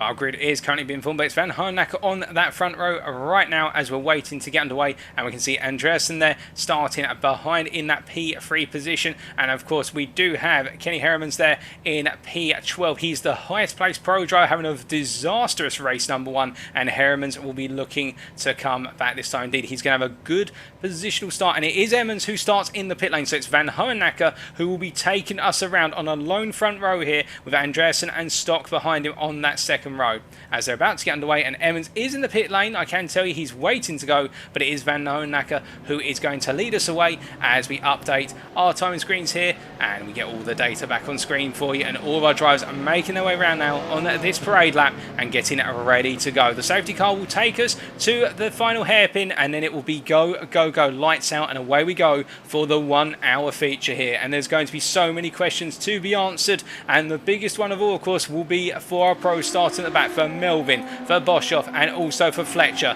How high can they rise through the field come at the end of the race distance? And will it be the case that we see the likes of Van Hoornacker and Andreasen just simply hold on to the lead because they have that positional advantage and they're able to manage the pace? As all of our drivers come down to the final corner, the safety car will move out the way and we await the green light. And it's lights out and away we go, and Van Hoornacker immediately getting a very strong start as we see that Andreasen alongside Stock. It's going to be a drag race down to line. In fact, Andreasen getting a very strong start versus Van Hoornacker, and he's alongside into turn 1, and he's going to try and go for the move here. He gets a little bit of oversteer and takes the 2 of them off as we see Seeger and Stock meanwhile have been able to get through turn 1 safely. Stock up into lead right now as we see further back that we have got Kenny Heremans here in P8 with everything that's kicking off. No major incident through 2 this time in the downhill run through 2 and 3. As we can see that by comparison, we've got a Ferrari out the inside there, and I think that's Baker going for the move. Baker up into P8 versus Addy, as Addy is behind him, and we can see all of our drivers making it relatively safely up the hill here as Stock is still leading the pack. Behind, we've got Jürgen Knocker in P11 right now, holding on to that P11 position, but we've got Andreas, and he's returned to the circuit. He's dropped down to P12 overall as they make their way down towards turn number 8 here. Everybody trying to get those early gains on, and we can see Dirt Bounce there, the pro driver, the second place pro driver currently. He's chasing after Patak, but he has got Dory behind him, the Audi driver in the pro class as well, trying to get in there. As we can see all of our drivers, Constantino in down towards the S's right now, and in the back of your picture you can see that Dory there in the Audi doing everything he can from that P3 position in the pro, P15 overall to try and catch up. He's behind Bounce right now as they go down in towards the hairpin, and as they go into turn 11 he's going to look around the outside, but he's got a BMW that's broken very heavily, separating the 2 of them. He does a reverse Moses around the BMW, and Bounce gets caught on the inside of Attack there as they come out of the corner. A very brave move by Dory, a very smart play there, and he's going up the inside of Andreasen as they go through turn number 12, and he's going to get the position as they go into a lap. So after lap 1 it is Stock ahead of Sigurd, followed by Tom Porter, then we've got Sykes in P4, followed by Darren Doherty in P5, then we've got Navarro de Bova in P6, followed by Wyborn in P7, Kenny Heremans, the first of our pro drivers, in P8, then it's Addy in P9, then we've got Knockout in P10, then we've got Dory in P11. He's battling right now with Mark Baker. Mark Baker trying to find a way back against the pro driver, but Dory Story has gained another position on Baker into turn 1 as they make their way down the hill. And then it is Andreasen in P13, Batak in P14, and then in our P15 it is Dirt Bouts. That's our top 15 for you. Meanwhile, the big question, of course, is what's happening with regards to our pros further down the order. Well, I can tell you that we've got George Bland all the way down in P24 right now. Indeed, he was the fastest amateur driver in race 1. He won, and at the moment he hasn't made too many gains on the open lap as he's stuck behind right now and making his way through. And he's got Fletcher on his inside here coming out of turn 7. Fletcher going past, and the respective championship leaders from the pro and the amateur class going toe to toe, but Bland not able to find a way back through turn 8. He tucks in instead and uses the pace of the guys up front, as I hear that Wyborn has had an incident, and Wyborn dropping a long way down the order as we look a little bit further up front, and we see Batak here under attack from what is Dirt Bounce. Bounce trying to go around the outside into the S's, but he's going to lose a lot of momentum, and that's the case at Norman. He's got the run here, but look behind him. Meanwhile, you can see you've got Ollie Waynes there, and the amateur driver's trying to come through, but it's the case that Norman's gone very deep on the brakes, and he's knocked what is Bounce there wide as we see Wayne gaining the positions there, and Bounce able to regain as we've got a car that's spun as well. I think that is Lovesey. No, that's not Lovesey there, but we've got a Ferrari that spun. That was Mark Baker who got caught up in that, and that is the result of what was essentially a very brave move that didn't work out there for the McLaren, not the McLaren, the Mercedes drivers. They make their way out the final corner and on to another lap, and as you can see, it's really getting 4 wide now as we've got Baker on the inside, we've got a Porsche in the middle, and then we've got Bland in the middle, and we've got the Lamborghini there. I think that is at the end of the day, Melvin trying to squeeze his way around the outside, or is that Boshoff? That is Boshoff, in fact, and Boshoff manages to get round there. Very brave stuff from Boshoff, having 3 cars on his inside into 1. You love to see it as he comes down the hill through turn 3 and going into turn number 4 here, and Boshoff trying to make those early moves, but it is a very difficult scenario right now as all of our drivers make their way around once again. And up front, meanwhile, Stock, he's broken away from Porter, and Stock having a very different set of fortunes here. He's able to just enjoy his race. He's able to get that good start as Tom Porter, remembering the fact that Tom Porter was saying us prior to tonight's race that he was looking just to stay out of trouble here. Well, he's in a good place right now. He's got Sykes behind him, Sykes looking for that consistency, but Kenny Heremans is on the charge here. He looks to move into the S's. He's ahead of Sigurd as they make their way out of turns 9 and 10. He heads down towards 11. He's in the slipstream of Sigurd, the slipstream of Doherty here as they make their way into the hairpin. That's Sigurd behind them in the Jägermeister BMW. How could we confuse it, of course, folks, as they make their way out of 11, and you can see that Heremans getting the better run here. He's going to look for the move. I think he's going to switch to the inside at the last moment into 12. They go into the corner, he goes to the move, and I think it's going to be a casual pass here as Sigurd tries to come through as well, and the BMW driver doing a very good job to get a double move on Darren Doherty as they make their way down towards turn 1 on lap number 4. Meanwhile, further down the order, I can tell you there's been some further changes, and it's a case, I think, that Mark Baker and George Bland have had an instant. Let's take a look back.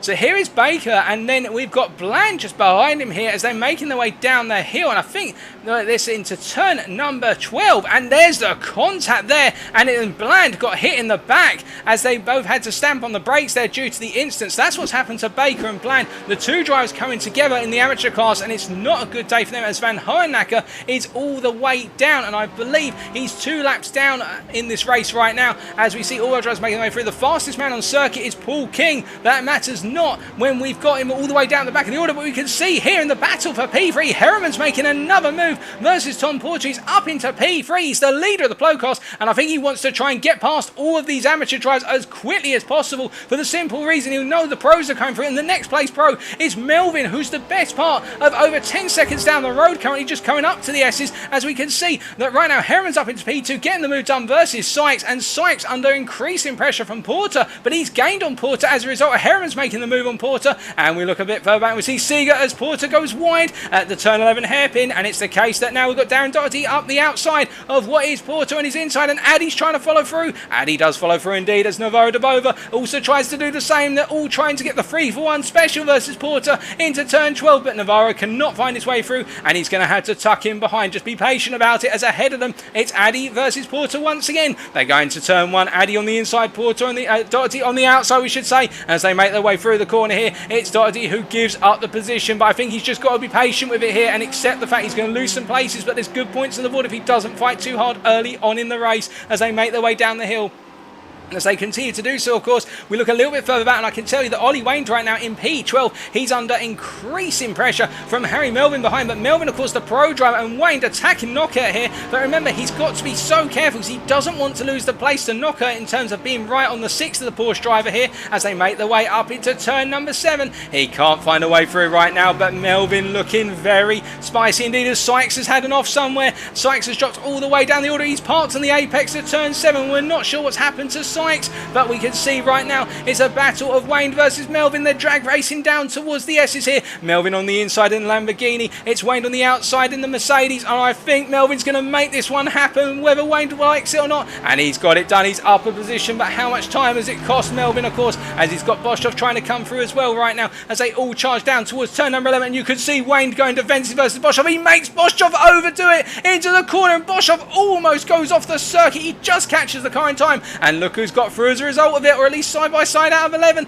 It is Fletcher as they make their way up towards turn number 12, and as they go into the left hand here, Fletcher's going to try and go the long way round, or will he cut back? He looks for a little bit of a cutback, but Boschoff holding off the championship leader in the pro class currently as they make their way down towards the first corner once again, and behind them we can see that's Jamie Dory in a side by side battle with what is at the time Arjun Backer. Backer on the inside here as we've got Dirt Bounce coming out the pits. He's a lap down his Bounce due to the damage he picked up, but as a result they make their way through the corner here, and Bounce stays out of the way respecting the blue flags as we can see that Dory just loses the position initially, but he's going to try and come back as we can see them making their way down into the old hairpin here. Now what's the difference between the two cars, you ask? Well, that Audi is going to be very strong through the corners. It's going to be fast on the exit of corners, but it's going to be all about how much apex speed he can carry through 7 and 8 if he wants to move into the S's here as they make their way up the hill into turn 7. And you can see how the Porsche just seems to pull away a little bit through the run here as they all come down towards turn number 8 once again, and into that right hander they go, that blind right hander effectively. And as they come through the corner, it is the case that Dory falling back right now as Deschamps, Jean-Louis Deschamps in a side-by-side battle here with Knockout behind him. You're looking at the black Porsche at the head of this pair, and you can see that's the case. Deschamps up into P15, the pro driver battling with Hicks, Boschoff, and he's trying to find a way past the two Lamborghini drivers, but he can't get in there. But look at Hicks, meanwhile he goes side by side with Boschoff, and as they come through turn 11, a little bit of contact from Deschamps on the rear of Hicks, some aero damage most likely picked up on both cars. They go up into the corner, and only a little bit ahead of them we can see that it's Wayne versus Porter versus what is Endebova here. Endebova on the inside having to go so tight to the apex there does Navarro, and they're still side by side as they cross the timeline. We can see we've got an Audi pull into the pits. That's Dory into the pits there.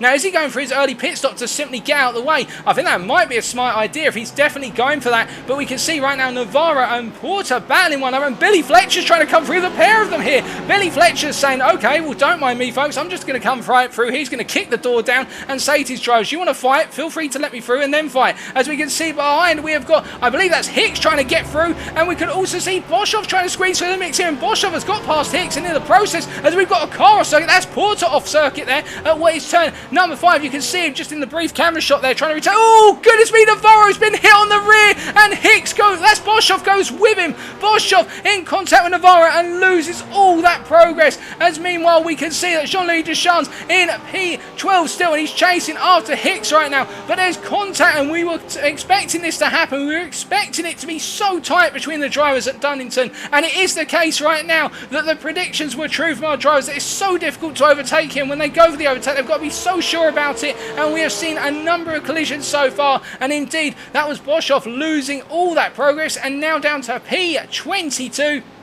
when all is said and done, as we see Ed Knight there in the YouTube channel saying, oh come on, indeed it is the case, some of that contact just catching our drivers out. As we look a bit further back, and we can see Wyborn in a side-by-side with Bland, and Bland trying to now find his way back up the order after what has been a very difficult opener, but Bland will be conscious of the fact that he doesn't need to get all the moves done in the opening 10 minutes, and that seems to be what's also catching a number of drivers out there battling very hard so early on in the race. As we see right now, Backer, so that's Wyborn we're looking at, who's defending the inside versus Bland here, and Bland will know he does have the lap pace advantage here and just needs to be smart about it. As up ahead of him we can see that it's Jean-Louis who's got away from Knockout here, and Knockout is under pressure from what is Backer and Wyborn as they're coming down into the corner here, although I do think we might have a back marker car here, and that is Bounce, actually, the green car of Bounce, separating Backer, as we see that Wyborn, meanwhile, he's got Bland on his 6, and Bland's looking for the move. They go up into 6 here. He can't quite find it. Would have been very risky to go for the move into 6, but you can see Bland all over the back of Wyborn. George Bland, as we jump on board with RP at 16 man right now, and he makes his way into turn number 8 here, and as he comes out the corner, you see he gets the tyre line. He's going to have a huge amount of momentum as he makes his way down towards the S's. Will he be able to go for the move? He's in the tow here, but I think he hasn't got enough time to go for the move. He's going to tuck back in behind once again as they go for the S's here. He'll target the best possible approach and try to just get in the head of Wyborn, make Wyborn make a mistake, and Wyborn has made a small mistake coming out of turn 10, but I don't think it's enough here to look for a move, and instead he has to wait patiently behind once again. As ahead we can see that Arjan Backer right now is being caught up by Wyborn, and it's the case that Knockout has been passed by Dirt Bounce, as we hear that Hicks is moving up here, and Hicks has made the pass on Darren Doherty into the final corner, and he's now up into P10 is Hicks, and indeed we have got our pro drivers now making their way through, as I think there's been some contact further down. There's not contact, it's just Bland versus Wyborn still, and Bland I think has gone all the way around the outside this time. He's on the inside into 1, and can he do it? By George, I think he can George, as he makes his way through turn 1 here, and it's the case that Wyborn's stuck behind right now, and Lovesey, while the pro drivers is now getting on the scene here and would love to scythe his way through, and I think Wyborn's got to come back fast, or he's got to expect that Lovesey's going to try and make the move, and of course he doesn't have to move out the way because they're all on the lead lap here, but we can see how Wyborn, as we've got cars off, that's Dirt Bounce there, what on earth is happening? Oh my good lord, and that is a crash, and Bland has been sent flying. Let's take a look back at what's happened. So here's Knockout we're focused on right now. He looks for a little bit of a move versus Bounce, but he goes off the circuit. Bounce gets spun, and then you could see that Bland got caught out, and then in the spin, it's the case that Knockout just clipped George Bland, and Bland has gone for 6. That is a disaster for Bland, who was making so much progress, and he's dropped back down, and how the fortunes can be reversed as Wyborn defending versus Lovesey here into the S's, and we can see even further back, we have got what is Tom Porter at the head now, gaining those places with those incidents occurring, and Porter in P17, he's got Mark Baker behind him as Tom Porter, as they make their way down towards turn number 11 once again, and we know behind you've got Boschov and also Paul King ahead of Boschov here, the two Ignium drivers making their way through turn number 11 and heading up towards 12 as they build up that pace once again and head up towards what is the final quarter of the circuit, and you can see they're both waiting, the two pros, they're waiting for an opportunity to attack one another and to attack Baker and Porter ahead of them, but they've got to play it so carefully as King goes wide out the final corner, and this is going to give Boschov everything he needed in terms of trying to go for a move. He's going to have to go to the outside into 1, and we've seen that this doesn't always work, but I think King's backed out of it a little bit, and Boschov has made the move here, or will King come back? He's still side by side through 2. They're showing one another great space here, both NXTGEN Racing drivers of course, and the last thing they want to do is take the pair of one another out, even though they're both fighting for points against one another, and as they make their way down into the old hairpin, they settle back into sequence. King still ahead of Boschov as we, oh my goodness, and I think that looks like that's Baker and Porter going off. What's happened here?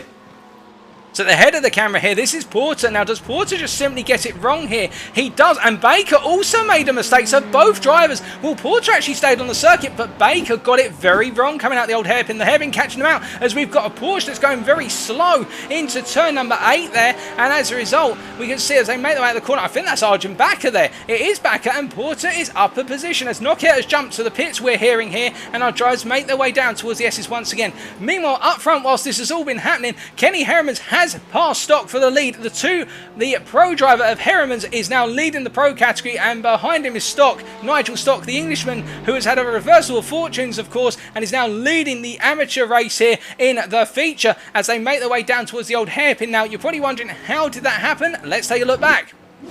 So it's a change in the guard here as they're making their way into what is the final corner. And I think the case that Stock just simply gave way. I think Stock knows he's not racing the pros. He doesn't have to prove anything. And instead, he's focusing on that pace. And it's working out for Stock. He's got an 11-second gap to the second place pro driver right now of Sigurd here. As we see a Melvin behind. Harry Melvin is our P2 pro driver as it currently stands in P3 overall, making his way up the hill right now into turn number 8. Once again, they make their way through and continue this momentum, but it has been all drama up and down the field so far, as everybody has been experiencing it left, right and centre. You name it, something has happened on the circuit, and indeed we can see behind right now, that looks to be what is Billy Fletcher. He's just got past Seagate here. Seagate defending into the S's, but in the end backing out of it, recognising he doesn't have to fight for these positions. So Jochen Seagate, as the German, makes his way down towards turn number 11 right now, and that's the thing. Do they really need to battle the other class is the big question that both sides of drivers will be asking one another. Of course, the amateurs would love to keep a pro behind them because it would feel great, but the questions will stick over their minds as we see Matthew Addy in P6 overall right now. He's in that P3 position for the amateur class, making his way through the final corner. But he has got Andreasen getting ever closer to the back of him as we check in with race control. And I believe that it's the case that Van Hohenacker has had a retirement, so we will not be seeing Van Hohenacker back on the circuit anymore. So that is our first official retirement from the race, as we understand it. Although I think also Knocker and Colin Martin may have also retired. They have indeed. So we have lost 3 drivers so far out of our 31 driver grid, and we are carrying on the racing as we see Heremans here up front still leading as it currently stands. Now looking a little bit further back, I can tell you that Deschamps meanwhile is in that P11 position, chasing after Ollie Wayne as it currently stands, chasing after the Mercedes driver as they make their way into turns 6 and 7 once again. And I believe that Sachet has just dropped down the order somewhat. What has happened to Doug? He's made a mistake somewhere and he's just rejoined the circuit. Let's take a look at what happened.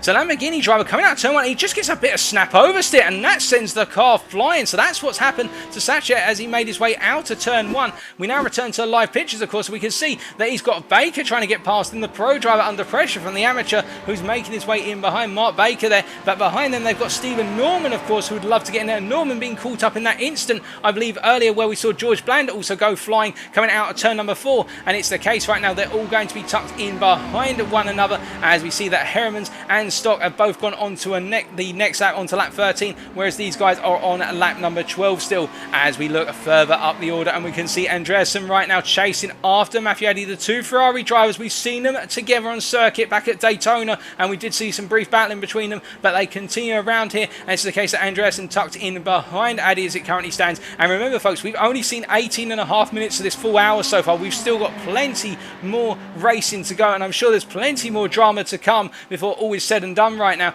As we see, we've got King here going for the move versus Wyborn into turn 1, but he can't quite find it there and instead backs out of it. I think just trying to get into the head of Wyborn to make him think he was going for a move that was never on because of how far back he was. But King will try and do everything just to intimidate the other driver ahead of him if it helps him get past without having to lose too much time as they make their way through the old hairpin once again. And you can see that Wyborn goes a little bit deep and King goes very deep. In fact, a very tricky corner of the old hairpin, and it's cost him, as we see there, where it was the case that Boshoff going all the way around the outside, and Boshoff very brave to do so. They're carrying a huge overspeed and making it count as Stock. What has happened to Stock here? It appears that he's completely disappeared off the circuit as Stock, as he's dropping all the way down the order.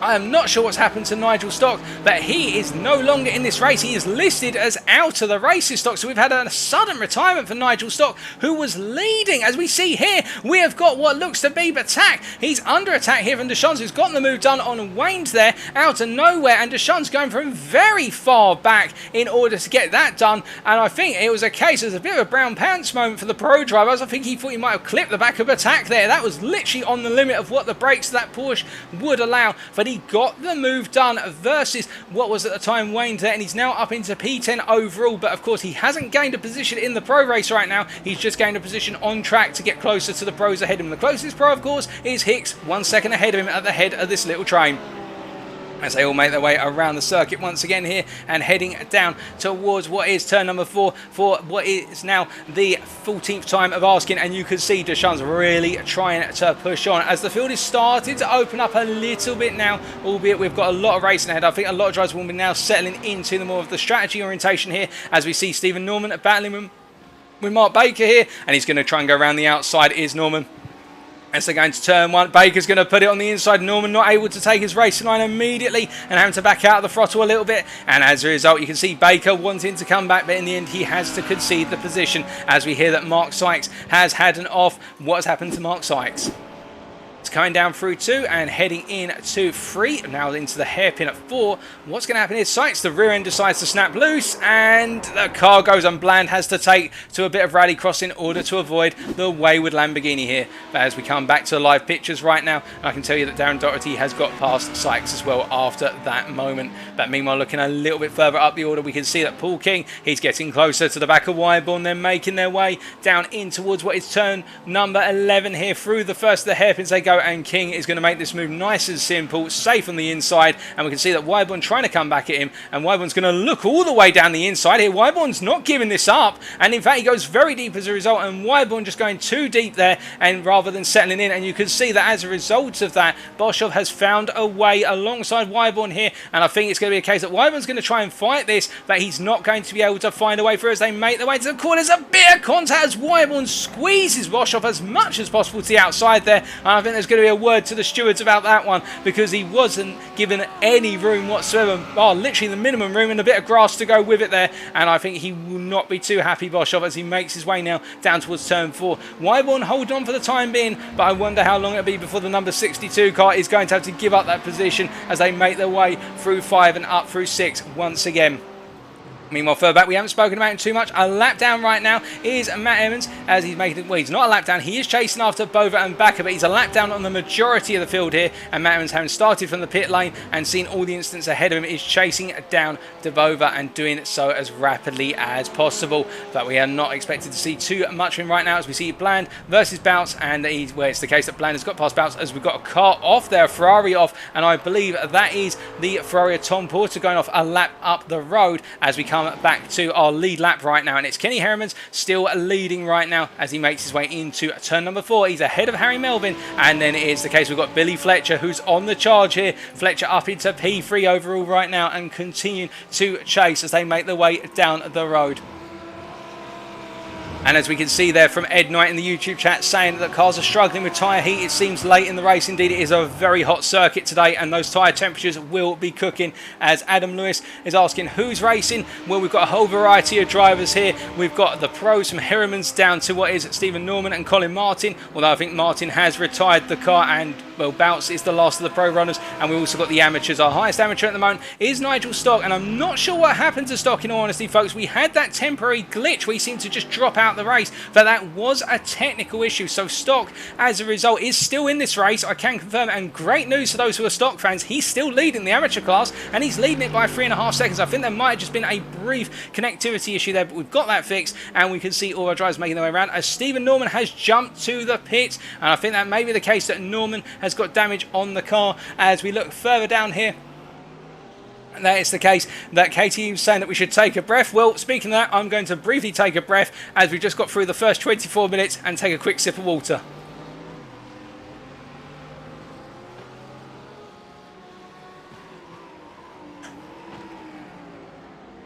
But as we come back to the action, then we can see that right now the field is spacing out a little bit, but we still got this battle for P6 overall, which is Addy versus Andreasen. Andreasen, the rearward one of the two Ferraris here as they make their way into turn 1. And we've been with this battle for some time in terms of they've been this way. And the question is, what is Andreasen doing right now versus Addy? Is he simply just tucking in behind Addy and trying to fuel save and protect the tyres to make himself go long? Or is it the case that he's just simply found his match? That is the big question. As we jump on board with the gearbox here of Addy, as we see Andreasen going very wide out of turn 4 and being caught out, and so many drivers being caught out by the dirty air of another car going into 4, and just the tyres not providing them the grip. And you could definitely see that with Andreasen as he's dropped a long way back and now has got it all to do once again to close up to Matthew Addy, the Brit versus the Dane, and the Dane makes the mistake there. And we can see that behind them you've now got Jean-Louis Deschamps from the Pro class, who's getting ever closer to the back of Andreasen. And indeed he'll be looking for a way through very soon, as behind them the next amateur drivers are Batak and Wayne, and Batak is 2.5 seconds down on the Dane who we're looking at right now. as they make their way around once again here, and they come down towards turn number 11 as they make their way into the corner. You see Deschamps looking for that move to the inside, and we've seen so many brave moves into turn 11 from Jean-Louis here, and he tried to do it once again, and you could see how I think Andreasen just got a little bit disturbed by the fact that Deschamps looked like he was coming into the corner as a bullet, and as they make their way into 12 here, Andreasen getting caught on the inside here by Deschamps, but I think Andreasen also aware of the fact he's got the pro drivers trying to come through right now, and he doesn't want to lose too much time in battling with them, so I think Andreasen trying to be tactical here and letting them through as quickly as possible and trying to tuck in behind to get a slipstream. You can see here how Hicks is coming through. Ben Hicks has made his way through on the inside into one.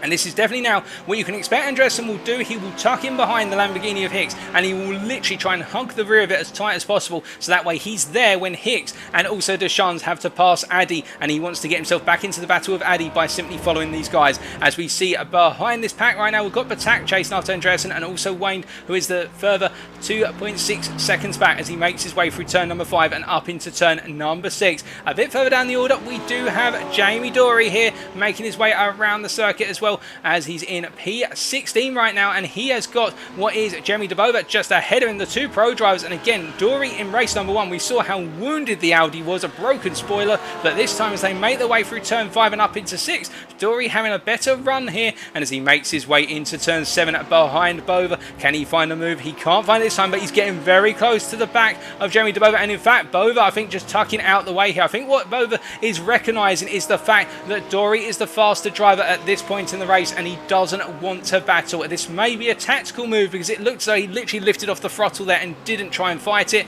but I think it's the case that Jeremy Debova playing the long game here and recognising not to fight when he doesn't need to right now. As we look back up front, and we can see that Kenny Herrimans, he is gradually being reeled in by Melvin and Fletcher. The gap now down from what was 9 seconds previously to Melvin to 7.5 seconds. To give you an idea of how much it's being closed down, that last lap was a 28.8 from Kenny Herrimans. Meanwhile for Melvin, Harry Melvin, who you're looking at right now, making his way through turn number 7 once again, it was at the end of the day a 27.8, so a second faster from Melvin. He is starting to eke that gap down.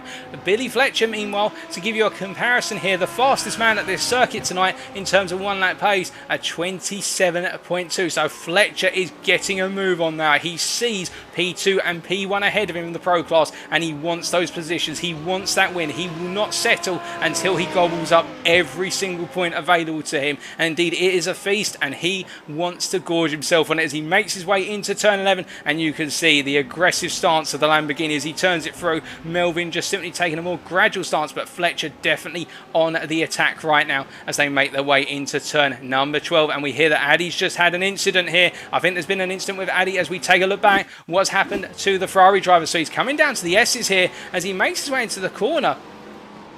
I think he's just got it very wrong, and in fact he has. The car's just simply unsettled there, and Addy has had a spin as a result, and now he's dropped down the order. So what that does mean is that Addy has dropped the way down, quite a way down the order, and Mikael Andreasen has got the place back. But focusing on the picture right now, you can see Fletcher within half a second of Melvin as they make their way into turn number 4 here, and they continue to flow around the circuit, now going the uphill run to turn number 8. It's a long run round, of course, as they go through 5 and 6. They've got the braking zone of 7 ahead of them, but Fletcher increasingly gaining on Melvin. They've got a back marker in the way of them, a Porsche in front of them. This will be a factor they need to consider about as they make their way through. I think it'll be the case, it'll be smooth sailing once they get onto the run down towards the S's, and you can see already that the back marker has moved out the way, indeed letting the two pros battle with one another. And you can see how Melvin doing a bit of weaving there. Just simply, I think it's the case that Melvin may be having some trouble with those tyre temperatures because the weaving just wouldn't make sense. And even then, we're not on wet lines or anything on those lines. This is dry. You wouldn't normally weave around the circuit there, but I think Melvin getting defensive early on perhaps versus Fletcher when he doesn't need to. But meanwhile, further down the order, I can tell you that Jack Wyborn, meanwhile, is in P15. He's still chasing after Dory, but it's the fact that he's got the pros around him. He's got a pro ahead of him, he's got a pro behind him, and the amateur driver probably thinking to himself, right, I'm going to have to fight every single one of you as they make their way through 7 and up towards 8. And we are hearing there has been an incident for George Bland. What has happened to Bland? to making his way down to turn 4, the corner where we've seen a lot happen, and Bland has not had good luck at this corner, and just the car gets unsettled on the curb there. I mean, a brilliant pirouette. He almost got it completely handled, and that would have been a 360 spin and a half, but it hasn't worked out for Bland, and he's now all the way down the order in what is, at this point in time, down in P25, as meanwhile Wyborn holds on to P15 for the time being, and I've just heard that Arjun Backer has had an incident. Now, we're looking at Arjun Backer right now. Who's the back marker that Fletcher passed on? I think he's had a puncture. That is a puncture, I think. Or, well, if that's not a puncture, then something's gone very wrong with it. In fact, that car has completely gone. The tyre has gone on Backer's car there. Something has gone horrific. And I think those temperatures have just gone too high, as you saw how the car fell apart into the corner there on that front side. But we, meanwhile, looking back up, I can tell you that Melvin versus Fletcher right now, a number of our drivers having to go into the pits at this point, at the halfway point. We're now 31 minutes into this race, and a lot of drivers had a very difficult time at the British circuit here. It is definitely proving a nightmare circuit for everybody.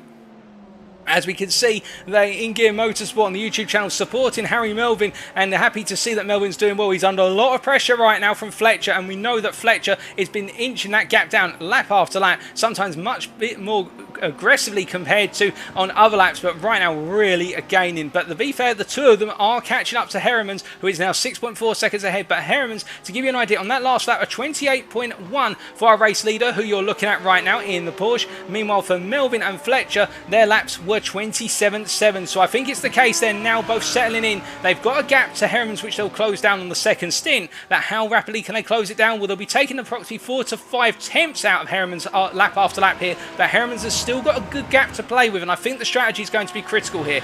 Now, if you're Heremans, what do you do at this point? I'd say in Heremans' situation, you need to pit before these guys do, because if you pit after them, they're going to undercut him significantly here, unless Heremans is planning to go all the way to as close as possible to the end and then do a quick stop, of course. As we check in with the chat once again, and we're hearing from Van Hernacker, unfortunately the damage on the car in the instant in both the sprint race and the feature race, not able to enable Van Hernacker to continue, which is very unfortunate. We hope to have you back next week, Van Hernacker. We're missing you on the circuit indeed.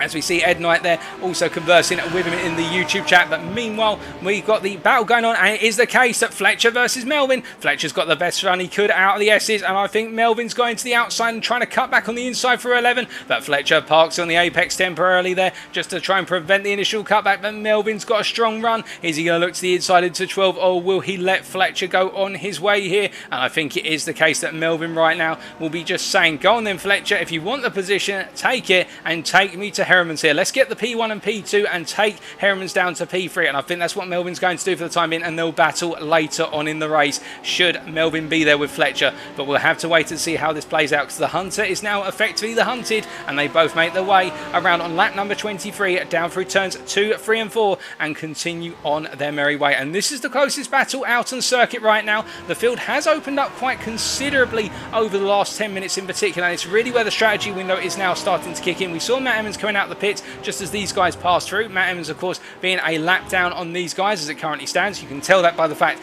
that on the timing screen on the left hand side, their names are blue, which means they're a lap down on the leaders effectively. They haven't been lapped, they're just a lap down at the point when we check them out. But meanwhile, we can see that in P11 right now, we have got Paul King, the pro driver here, who's currently P6 in the pro category, chasing after Matthew Addy. He's got the gap of 8 attempts to close down here as they make their way through, as Andreasen has just left the pits. He's come back out in P21, and indeed a lot of our drivers now going from the mid-race pit stop here, and I think the tyres are really hitting a horrible spot over the course of this race. As we see here, King continues to close down on Addy as Addy goes a bit deep into turn number 7, and now they head up the hill towards 8 here, and I think King could be within the attacking seat very shortly as he makes his way through the double right hander here of 8, and they come down towards turns 9 and 10. The S's await them here, and we can see at the head of your camera shot you've got the battle where it's less of a battle, as I think that's Ollie Wayne passing the back marker of Mark Sykes. But as they make their way in, you can see that King not going for the move there, and Sykes taking a brief detour past the apex to turn 10, just going a bit too deep and locking up by looks of things as they make their way down towards turn number 11. And you can see that Addy has gone extremely deep there, and King's got the inside line. King up into P10, but will Addy come back in? We know a lot of drivers love to have that very tight line into 12 to try and come back and simply stall the race, but it is the case that King has finally got the move done up into the top 10 overall and still in that P6 position in the pro category.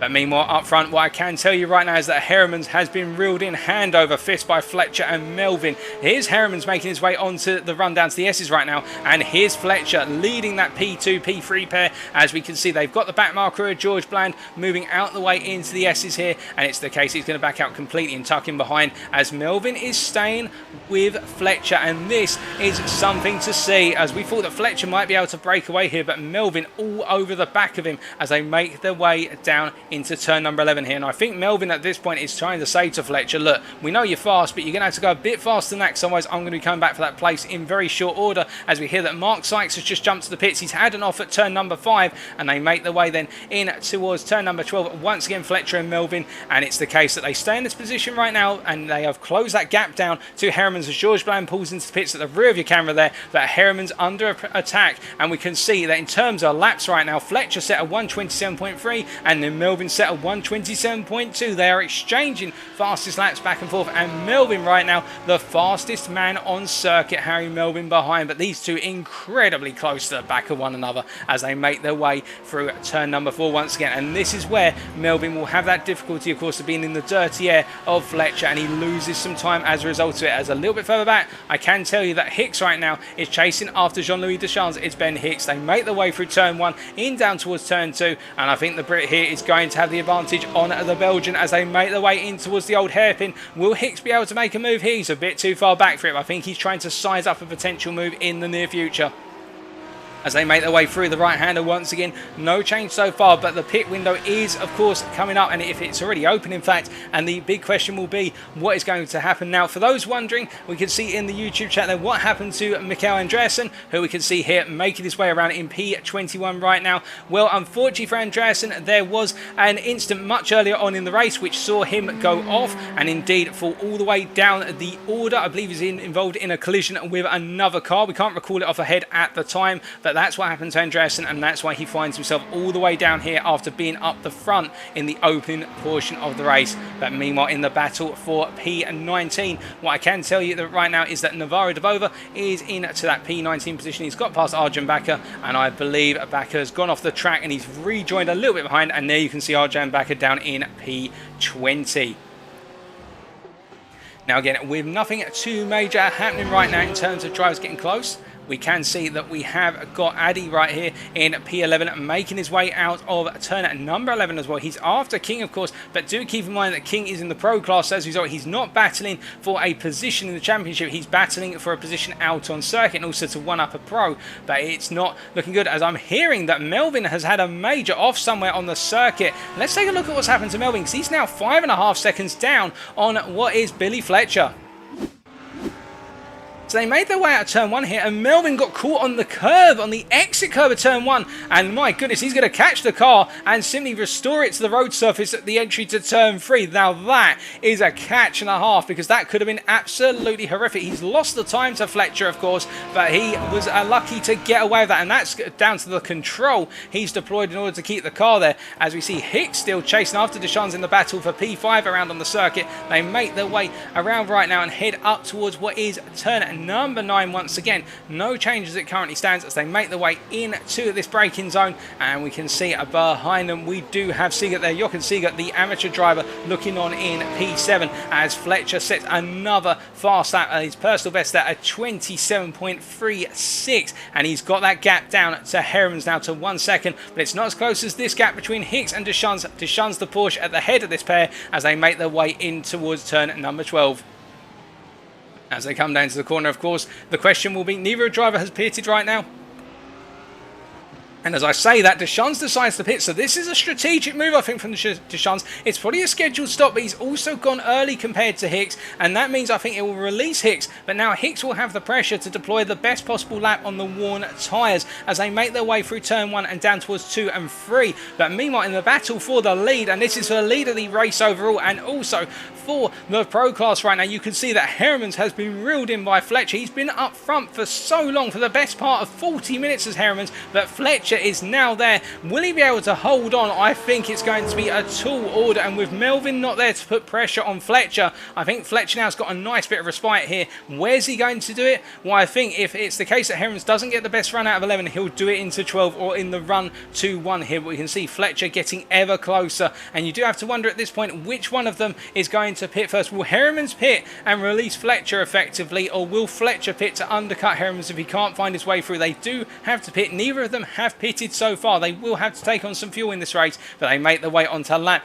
number 28 right now, and Heremans holding on for the time being. But you can see that Fletcher faster by 6/10 on that lap alone, a 27.274, and that is listed as the fastest lap on our timing screen right now. And Melvin set a very similar lap earlier on in the race, as we see them make their way down towards the old hairpin once again at turn 4. And it's the case that right now Fletcher looking strong, but he's fallen back a little bit just in the dirty air of Melvin as they went through turns 1, 2 and 3. And I think Fletcher recognises the fact that he just needs to stay there and see it, whether Heremans is going to make the strategy call first or whether he will have the opportunity to make the call instead.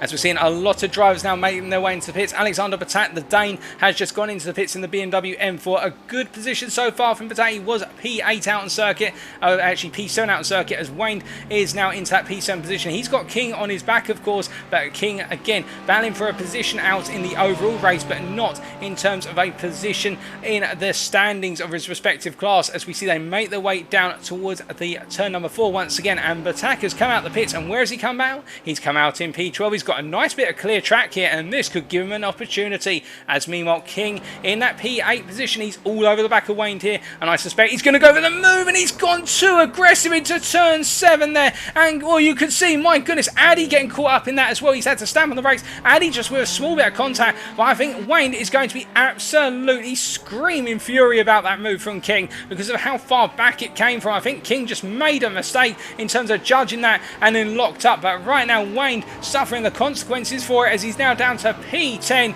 and that is going to be I think the stewards inbox is going to be quite busy come the end of tonight's races, as we see now all the packs coming together, and King with a wounded car there. He's got Navarro trying to come through, and we can see the damage on King's car. He's struggling to get it into the S's there as he makes his way through. He's becoming an obstruction for everyone as he's got to try and get some speed back into that car. But meanwhile up front, I can tell you that Heremans is still there in that P1 position. He's got Fletcher behind him. There's no change as it currently stands. Stock is into the pits, folks, so that's releasing Sigurd up into P5.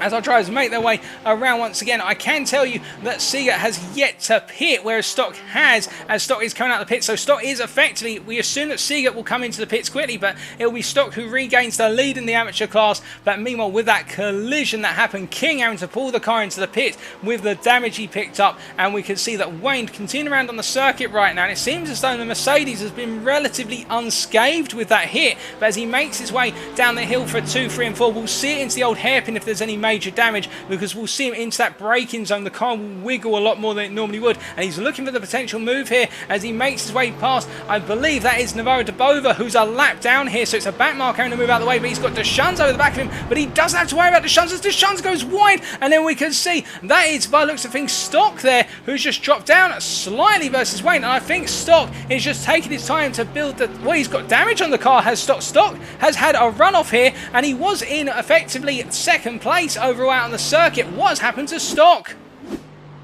Making its way out of turn 4 with no pressure at all, and the car just simply lost grip and he's hit the wall and Stock with a wounded car when it was looking so good, and he is definitely struggling right now as he goes down to the S's. He's going to have to take that car into the pits. There's no way about it. That car needs repair work, and that has thrown it all away for Stock. That's a disaster. But meanwhile up front, I can tell you with Hicks into the pits from what was P4 at the time, we can see that Herreman's still under pressure from Fletcher. These two have yet to pit, and they've only got 16 minutes to go in the remainder of this race as they make their way into the S's once again, and Herreman's under such pressure from Fletcher as they make their way through there. They both clip the apex barricade of turn number 10 there, fortunately, as well as flexible ones, and Fletcher looking for the potential move as they make their way into 11. He's trying to get into the head of Herreman's, who's saying stay out of my head, Fletcher, and they're just making their way around up towards turn number 12 right now. This is the battle for the pro lead and the lead overall in this race, and we can see that Fletcher there, and surely one of them's going to have to peel into the pits very shortly. Which one is it going to be? They both go around again for a 31st lap.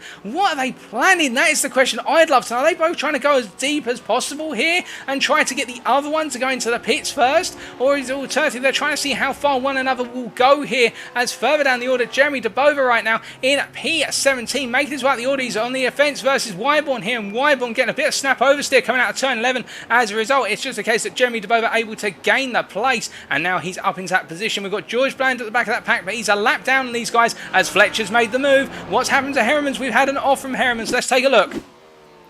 So into turn number 4 they went, and Heremans was ahead, and the pressure got to him in the end. The car just simply let go, and he's into the wall. That's so unfortunate for the Belgian driver, who's doing such a phenomenal job, and he's lost the place, and Fletcher now has the lead. I don't think he would have wanted it through Heremans making a mistake, but he got it done in the end. The pressure got to Heremans, and now they make their way around through the circuit once again. And we see that Fletcher right now is on his way home to what is expected to be a win, with Heremans in the crippled portion. You can see he's soldiering on. He's in P2, but he's got Harry Melvin, of course, behind him, and Melvin has had a pit stop. Melvin is the best part of 23 seconds down on Heremans, and how quickly can they get that Porsche turned around and repair? He will have that fast repair, of course, that he can use, and Melvin right now will do everything. He'll know that Heremans has had enough, and he will know he's got to push as hard as he possibly can in these remaining 14 minutes to get that place and get that P2 to be up there. And Hicks is only a little bit further behind. Well, actually, I say Hicks is only a little bit further behind. Hicks is actually a further 23 seconds back. So I think Heremans is going to be safe from Hicks, but if he pits now, not later, that will be the question on his mind as they make their way around. And we can see Arjan Bakker all the way down in P19 right now, battling with Ndebova. Of course, Navarro Debova just ahead of him, the two Porsche drivers. You can tell the difference because Navarro is in the purple-pink,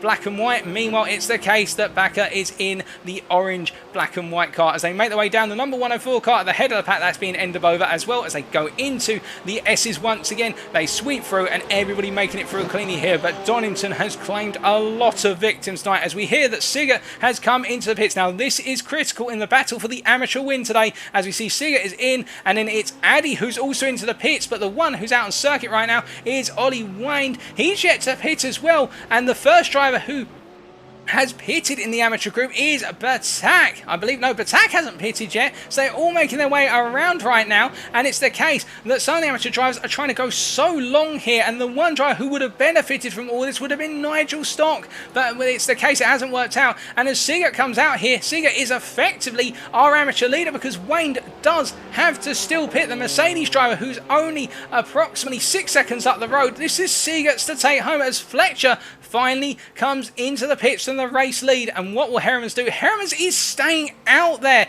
despite the off. He's going to soldier on. His last lap was a 27.68, only 2/10 off his best. So Heremans, despite all the damage, is fighting on. He's not giving up. The Porsche is going to go the distance. He has to pit. He knows he has to pit. It's a rule, but he is soldiering on here. And what a trooper in that wounded car, as we see that Fletcher's out the pits and he'll be hunting him down, but he won't need to go for a move here because he'll be passed before Heremans gets to his pit box at this rate. But we can see that Melvin further behind right now is the danger guy for Heremans here, as Melvin is getting a move on that last lap from Harry Melvin, a 27.3. He's pushing as hard as he possibly can right now. And then we've got Sigurd down in what is P9. He's battling with Batak into turn 11 here. They're going to the corner, and you can see how Batak tried to squeeze him, as I've just seen a massive incident occur behind, folks, with Arjun Bakker and Navarro Debova here. They've made their way out the corner. We'll take a look back, but Sigurd has got the move down on Batak here, waned into the pits, so Sigurd has regained the lead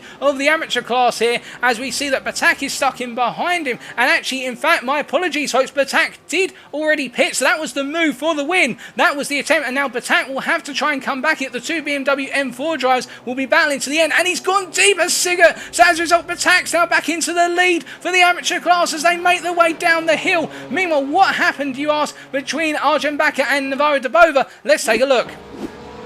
So as they're all making their way here down towards turn number 11, you can see that Dirk Bounce was trying to get through, and where it was the case that Backer squeezed him on the inside, and the contact, and they simply, Navarro had nowhere to go there. As you see, Mikel Andreasen also got caught with the cars. It's been a disaster for Mikel getting caught up in that once again when he was purely innocent. But coming back to live pictures right now, this is the battle for the win of the amateur class. They've got 10 minutes to go here, and Seeger, after that little lock-up into turn 1, lost a place versus Batak, and they are now side by side. They've got nobody else in the amateur class anywhere near them. The next closest amateur driver is a long way back, as we see the Batak defending into the S's, and Seeger going extremely deep, trying to stay as wide as possible there, but you can only go one way through there on a fast line, and he's made a mistake. And Seeger, I think that could have cost Seeger the opportunity to come back. He's got a 1.8 second gap now to recover. In fact, it's got up to 2.1 seconds, and that car is not looking happy.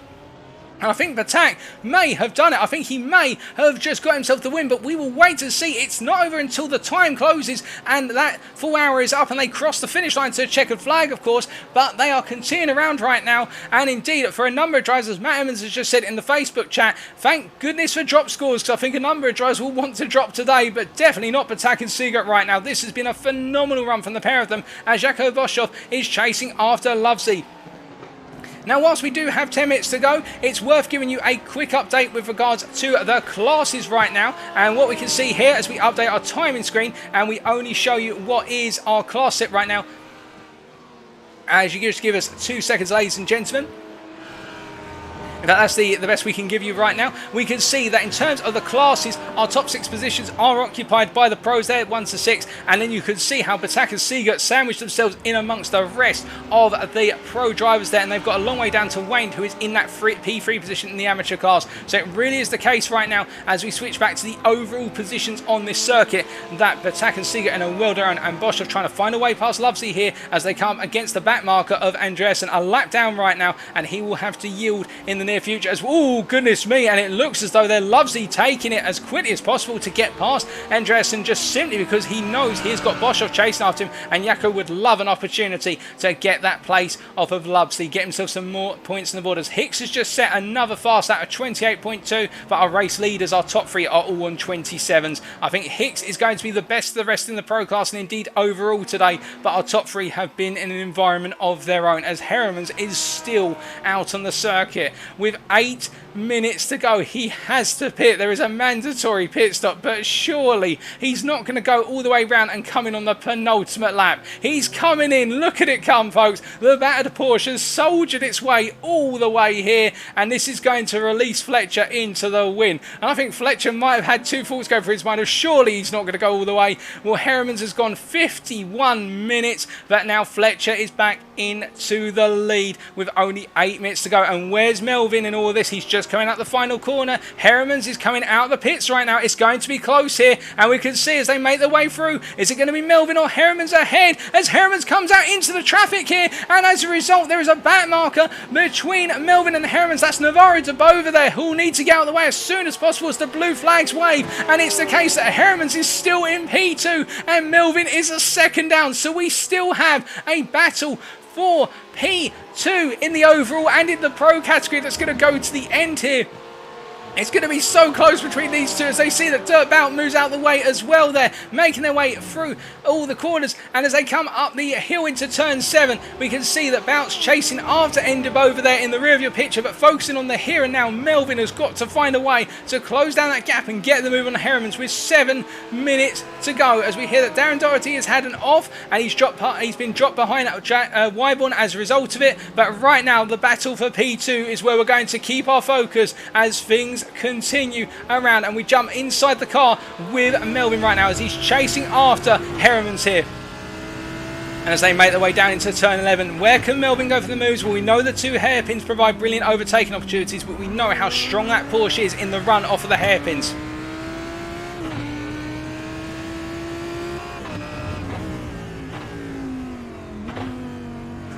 And you can see and hear in the sound of the car how Melvin is taking it as slow as he can right now. He knows he's got a couple of laps to get this move done.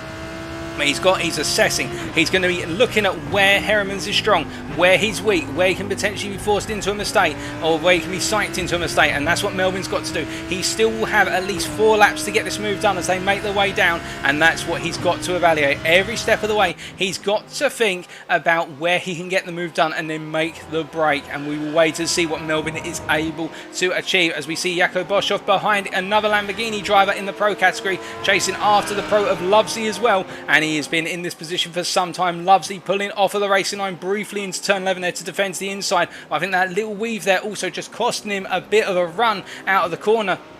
And as they make their way up towards turn number 12 once again, I think they're going to be in that same formation as they make their way onto what for them will be lap number 37. They tucks in behind us, Boshoff here, as we see the car in front pulls into the pits, and that's Sache pulling into the pits. He's gone as late as possible, has Sache. He's come in with only 5 minutes to go. Some drivers going incredibly long in terms of their opening stints here and then going for qualifying stints, but meanwhile Melvin battling with Heremans, and we just caught it as it started to really kick off into turn 11, and it was the case that Heremans defending to the inside, Melvin trying to go around the outside here. Well, I think Heremans knows now he's got to defend to the very end here because Melvin is getting closer and closer as they make their way out of turn number 12. They head round onto lap number 38 here. Fletcher's the best part of 11 seconds up the road, but they won't care about that. For them, getting the P2 here will be the equivalent of winning tonight, and it's the case as they make their way around turn number 1. Heremans has got to find every which way to prove to be an issue for Melvin and make himself as wide as possible as they come down towards 3 and 4 here. Into the old hairpin they go,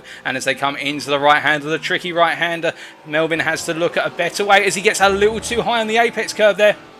And he has to back off briefly, but he doesn't lose any time. He controls the car very well, does Melvin, as they make their way through 6 and up into 7 here. And we see so many drivers try and go from moving to 7, and it hasn't worked. There's always been contact. Melvin being safe and smart here, just tucking in behind and waiting for his opportunity. He hasn't got many more opportunities to do this. He has to find a way to do it, but he's going to get the toe out to turn 8, running down towards 9 and 10, coming down towards the S's. Look at Heremans going defensive initially. Melvin getting very close. He's going to look for the move up the inside, but he's not quite there. But these two looking very spicy and dicey indeed as they both clatter the bollards there, and it's the case that Melvin gets the better run out of turn 10. They come into turn 11. Melvin on the inside. It's a battle on the brakes, and Heremans is going to look for the cutback, of course, but Melvin is there. He's parked it on the apex, but Heremans has got a lot of speed out the corner. He takes briefly to the grass. He's going to be made to go to the outside. There's the case that Heremans looks to the inside as Melvin cuts the door off in terms of going into turn 12. But now will Heremans have a run back here? Will he have another chance as he makes his way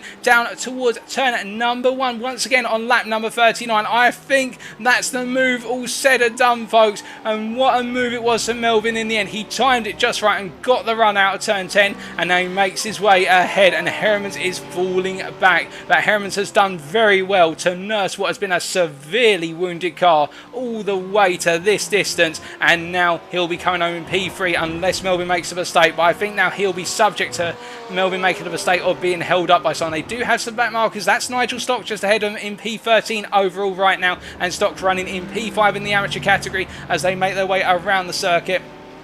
And as they continue up the hill here towards turn number 8, I think Stock will be very aware of the fact he's got the fast movers coming through behind and will need to move out the way in due course. But as we look a bit further down right now, Jaco Boshoff attacking Batak right now. But of course, he's got past, well, he hasn't got past Deschamps. My apologies, folks. In fact, I think it's the case that Boshoff has had a mistake somewhere because that Lamborghini is missing something quite critical on the front. I believe it's missing a bonnet. And as a result of that, I think he may have had a major error somewhere, as we hear that Stock has just had an incident. Now, I'm not sure what's happened to Stock. Let's find out. So coming out to the S's here, does it just simply end the case when he goes down into turn 11? He gets it wrong under the brakes here and goes very deep. It looks as though there's going to be a brake lockup, and it is indeed a lockup of the brakes, and he has to take wide there as the drivers come through. That's of course the battle for P2 ongoing, but Boshoff chasing down Batak here, and this will just be for overall position. This won't be for points position in the pro class, as we've got 2 minutes to go here. He's all over the back of Batak, who in return is chasing after Wayne here, and I can tell you that Seeger has got ahead of Wayne to Batak and is running away. Batak having made a mistake somewhere around on the circuit, and Seeger just simply holding on for the time being as he makes his way around right now.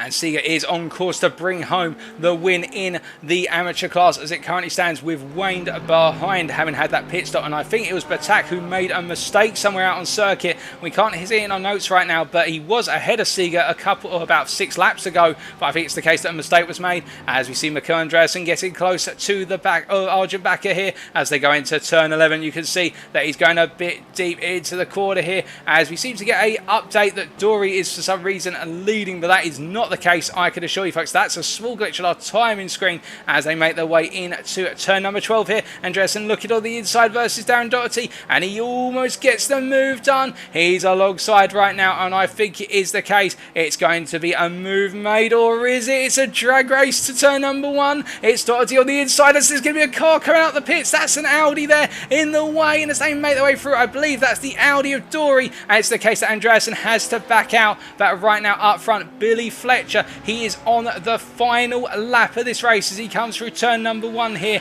He's leading by over 9 seconds, and he's in a very comfortable spot. I do not think he has to worry anymore. He can back it off as much as possible, as we see Deschamps in P5 right now, doing everything he needs to, as meanwhile Jamie Dory dropping down the order like a stone here. Something has gone very wrong with the car. I think he might have run out of fuel, because that car is limping right now. And in fact, it was the case that Dory was the leader. He had to go into the pit lane, so he was leading, but he hadn't pitted, and it's been a bridge too far for Dory as he's making his way through 7 right now. And the car, well, it's definitely the case that Dory's out of the race. I think he's run out of fuel, ladies and gentlemen. But I tell you one driver who hasn't run out of fuel because he's still battling, that's Boshoff at the head of this camera as he's making his way through the S's here. He's chasing after Wayne here. He's got himself past Patat. This is just for position. This is not for a place in the pros. But as they make their way down into turn 11, what I can tell you is that he's made his way all the way from the back of the field at the difficult, dangerous Donington circuit.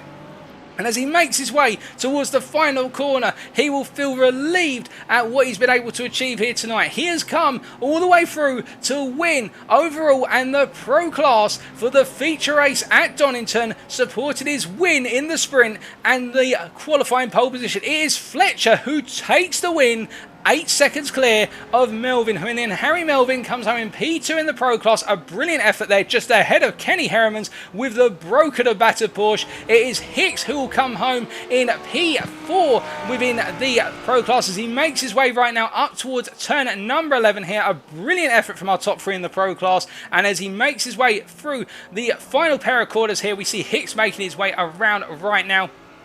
It's going to be the case. He's got a little way to go yet. But Hicks, it's been a difficult one for him, but I think he'll be very pleased with this P4 overall. It's been a good effort from the Ignium Racing driver as he makes his way out the final corner. Hicks comes home in P4 in the pro category, and then it's going to be Jean-Louis Deschamps who is making his way right now through what is, I believe, their turn number 12. The Porsche driver, it wasn't his day to finish on the podium in the feature race, but he brings home a P5, a brilliant effort. And then look at this, you would have, well, hold on a second, is that car going slowly there, or is he just simply taking his time as he makes his way down the corner here? I think Seeger is making his way through turn number 11 right now. Panic stations there, folks. I thought he was out of fuel, but Seeger is going to finish as the winner in the amateur category. But I think he still needs to do this lap because he hasn't technically finished the race, so he's not got a checkered flag against his name. I think he's run out of fuel, ladies and gentlemen. As Batak is still going around here, we haven't got the checkered flag against them. So I think Seagert's run out of fuel. In fact, I think he has run out of fuel. He's parked up, so Seagert's lost out right at the end, and that would mean, as a result, unless I'm mistaken, Batak is going to be bringing home the win here because he hasn't seen the checkered flag yet. Everybody else was a lap down. I'm not 100% sure what's happened here, folks, but I think Batak's going to come across the line, or is he going to come into the pit? So I think their race is over, which if so, that is Seeger who's picked up the win there, and Batak comes home in P2 in the amateur class, and it's Ollie Wayne in P3, Matthew Addy in P4, and Nigel Stock in P5. But, well, that was a bit of dramatics there at the end, folks, but I'd say it's definitely Jochen Seeger who's come home as the winner of the amateur class in the feature race. But we will be right back in roughly 2 to 4 minutes with the post-race interviews for both our winners of the feature race.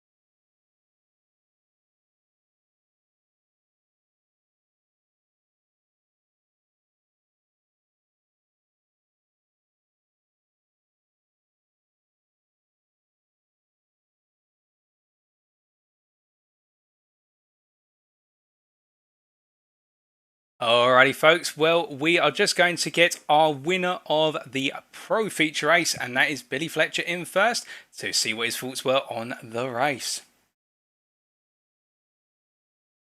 Hello, Billy. Hello there, Paul. Congratulations on having a perfect evening once again. It's been a repeat, effectively, of Daytona. How was it out there today at Donington? Hard work. That second race wasn't quite as straightforward as what I'd hoped.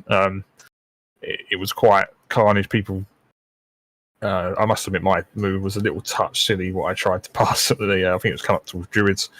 But no, it's obviously the temperature at the moment in the UK is very, very mild. So it was very much sort of made life a little bit difficult. You could say, definitely.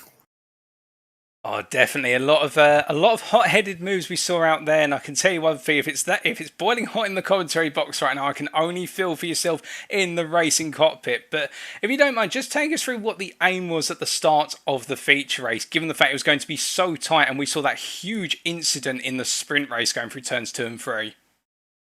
Yeah, I mean, when we came through turn 1, I was heading down the Craners and I could see cars 3 wide ahead of me. I was like, I think I closed my eyes through the old hairpin.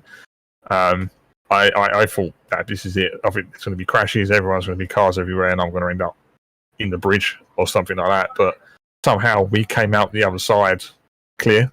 I couldn't believe it, to be honest with you. But no, that was really good racing. Fair, clean racing with everybody.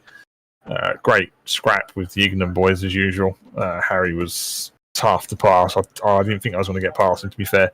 And then when I got to, I think is it Kerry in the Porsche, that thing generates so much traction off the slow corners. I was getting so frustrated following it. And in the end, it was like, I just got to pit. I can't pass him. But then the lap I decided I was going to pit, he made the error at the old hairpin. So it made life just a touch easier. Yes, we saw that you were in a close two-way battle, effectively, with Melvin and also Herriman's there for the win. With regards to Melvin, it really looked as though for a long time Melvin had your pace and seems to have you marked when you were behind him. Were you trying to also do a little bit of, say, fuel saving behind him, or was it really the case that Melvin just simply stepped it up a notch? To be fair, the fuel was a bit touch and go. My fuel app kept sort of fluctuating between having enough, not having enough. So I'd only said it's about 5 litres. But I thought I need to try and say something. And what I didn't want to do was let Havermans get too far away. So it's kind of like follow Harry and try and let him sort of pull me along to Havermans, because I could see Harry had good pace. But then at times I started seeing Havermans just put in a touch at points, and that's when I started sort of winding the screw in with Harry, and then we made the pass on him. And then he made the error, which kind of freed me up to kind of crack on and get after Havermans towards the end of that run. And then I have to ask you, with regards to the strategy and racing Herriman's, we saw you both go so long into the race on that opening stint. In the end, it came down to the last 10 minutes before you both made your pit stops. Were you at any point thinking, is Herriman's ever going to pit at this rate? Yeah, I said where I was stronger than him was the last sector through the first middle sectors and the last sectors where he was strong, and that Porsche just bites and goes off the hairpins when there's nowhere to pass in the first 2 sectors. So any place you can pass is in the final sector, but I couldn't get a run on him because he just kept on pulling out the corner so well. And it got to a point, the lap that he had his off with the old hairpin. I did say to myself, right, I need to pit. I'm not going to pass him on track at this rate if he sort of keeps it neat and tidy and keeps parking on the apex like he is. And then he made the error through, say, old hairpins. It probably would have come down to the pit stops if he didn't make the error. Down at the old hairpin, 100%, I'd say. Well, it definitely worked out in your favour in the end, and sometimes that's the way it goes for drivers. And I reckon Herriman's might be kicking himself right now, but indeed, we've got a brilliant set of battles coming up ahead between the three of yourselves. And really looking ahead now, Red Bull Ring in a week's time. What can we expect from yourself at the Austrian circuit? Pass. I don't actually own the track yet. I've still got to get it. It's one of I must admit, I was quite excited when it got released. The problem is life kind of took over, and I've not had a chance to re-race it or run on it.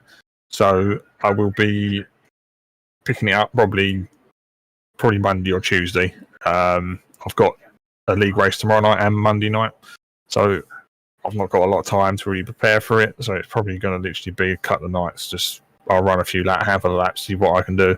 But yeah, if it's going to be a tough one, 100% next week is going to be the one that's going to be hard work. Oh, well, we look forward to seeing you out on circuit, but in the meantime, we hope it all goes well in the other league races. And once again, congratulations on what has been a fantastic performance from yourself again. A well-deserved pair of wins plus pole position. Well done. Enjoy, whether it's the cold water or some provisional champagne. Brilliant work, and we look forward to next week. Cheers, Paul. Thank you very much as well for your commentary work and your broadcasting work. But I appreciate it. No problem at all. See you soon. Take care. Well, Fletcher there saying about the fact of a very difficult race out there, and it's going to be interesting to see him going into a bit of the unknown at the Red Bull Ring next week with limited time to practice. But indeed, when you've got that pace such as Fletcher, the big question will be how quickly can he pick the circuit up, and I can imagine he'll pick it up quite quickly. But going from the pro winner to the amateur winner, now let's get Jochen Sigger in the room and let's have a chat to the number 148 driver.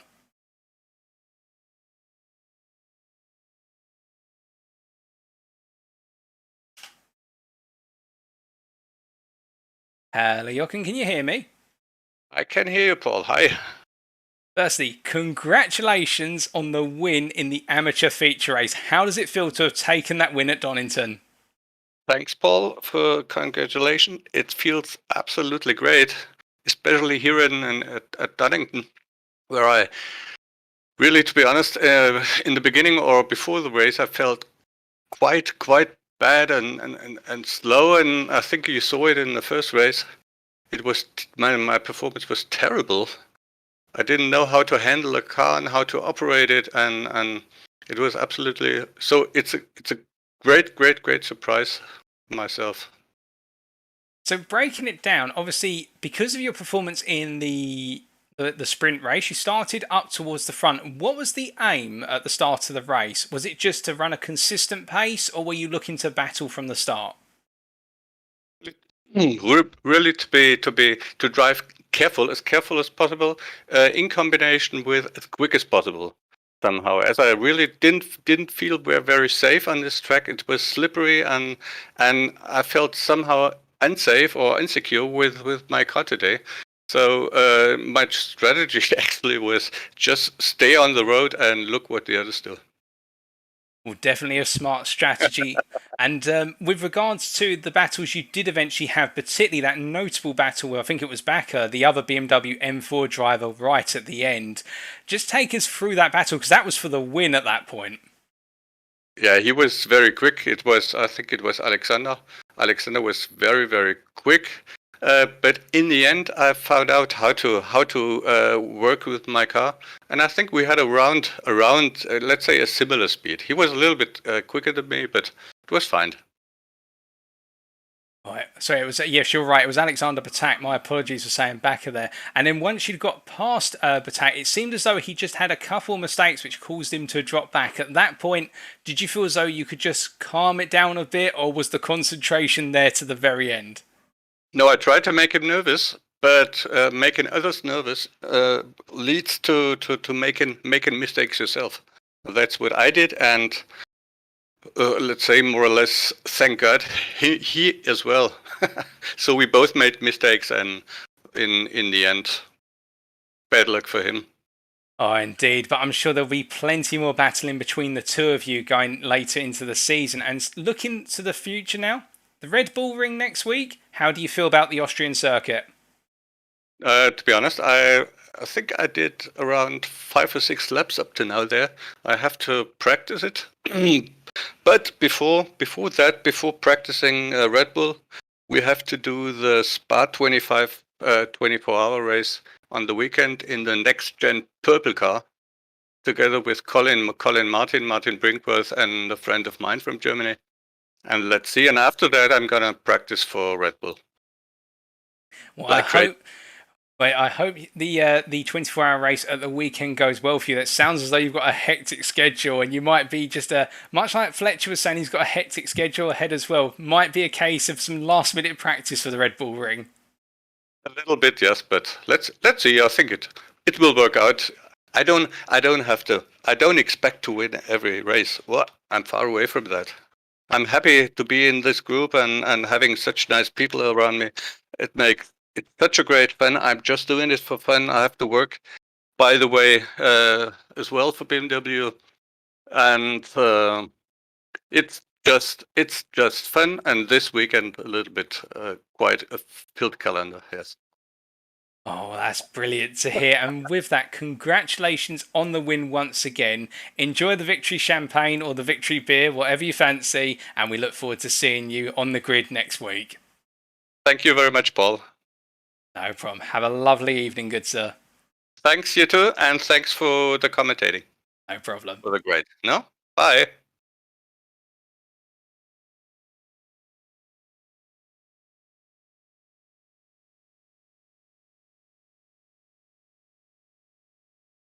Alrighty, folks. Well, with that, you can hear the joy in Siegert's voice there with regards to the fact that pulling off that win, a close battle between himself and Alexander Patak all the way through battling with the Dane. They both made mistakes. We saw Jochen's mistake into the S's in particular, but Patak, we didn't see the mistake, but it was the more critical of the two, and it was the deciding factor in the end for a close battle. And that really wraps up tonight's round 2 at Donington. If you do want to know more about the Next Gen Racing community, why not check out our official racing website, that's nextgenracing.co.uk, or the Next Gen Racing Facebook group. That's facebook.com groups Next Gen Racing. We'd also like to say a big thank you to our partners without whom this is not possible, Apex Racing Academy and Next Level Racing. Be sure to check them out. And as we look forward to next time, we'll be heading to the Red Bull Ring in a week's time, Wednesday the 28th of July 2021. That's round 3. Save the date, you won't want to miss it. And as you can see here in the background right now, with the Mercedes AMG going around giving us a sample of what to expect, the Vodafone liveried machine there. It's the venerable circuit featured in multiple series, whether it be in Formula 1, GT3 or others including DTM, and we look forward to seeing some fantastic racing around here. The story, it's all going to be about power and the slipstream around the circuit, plus also a very tricky handling circuit a handling sector I should say, in the second half, and we'll have to wait and see whether it's going to be a shake-up of form in the Pro Class, or will Fletcher be able to make it a triple crown in the first 3 rounds, and what about in the amateurs? We've seen 2 different winners over the course of the 2 different winners in the feature race, the same winner of George Bland in the sprint race as far as we recall, and I'm sure there is going to be a major shake-up.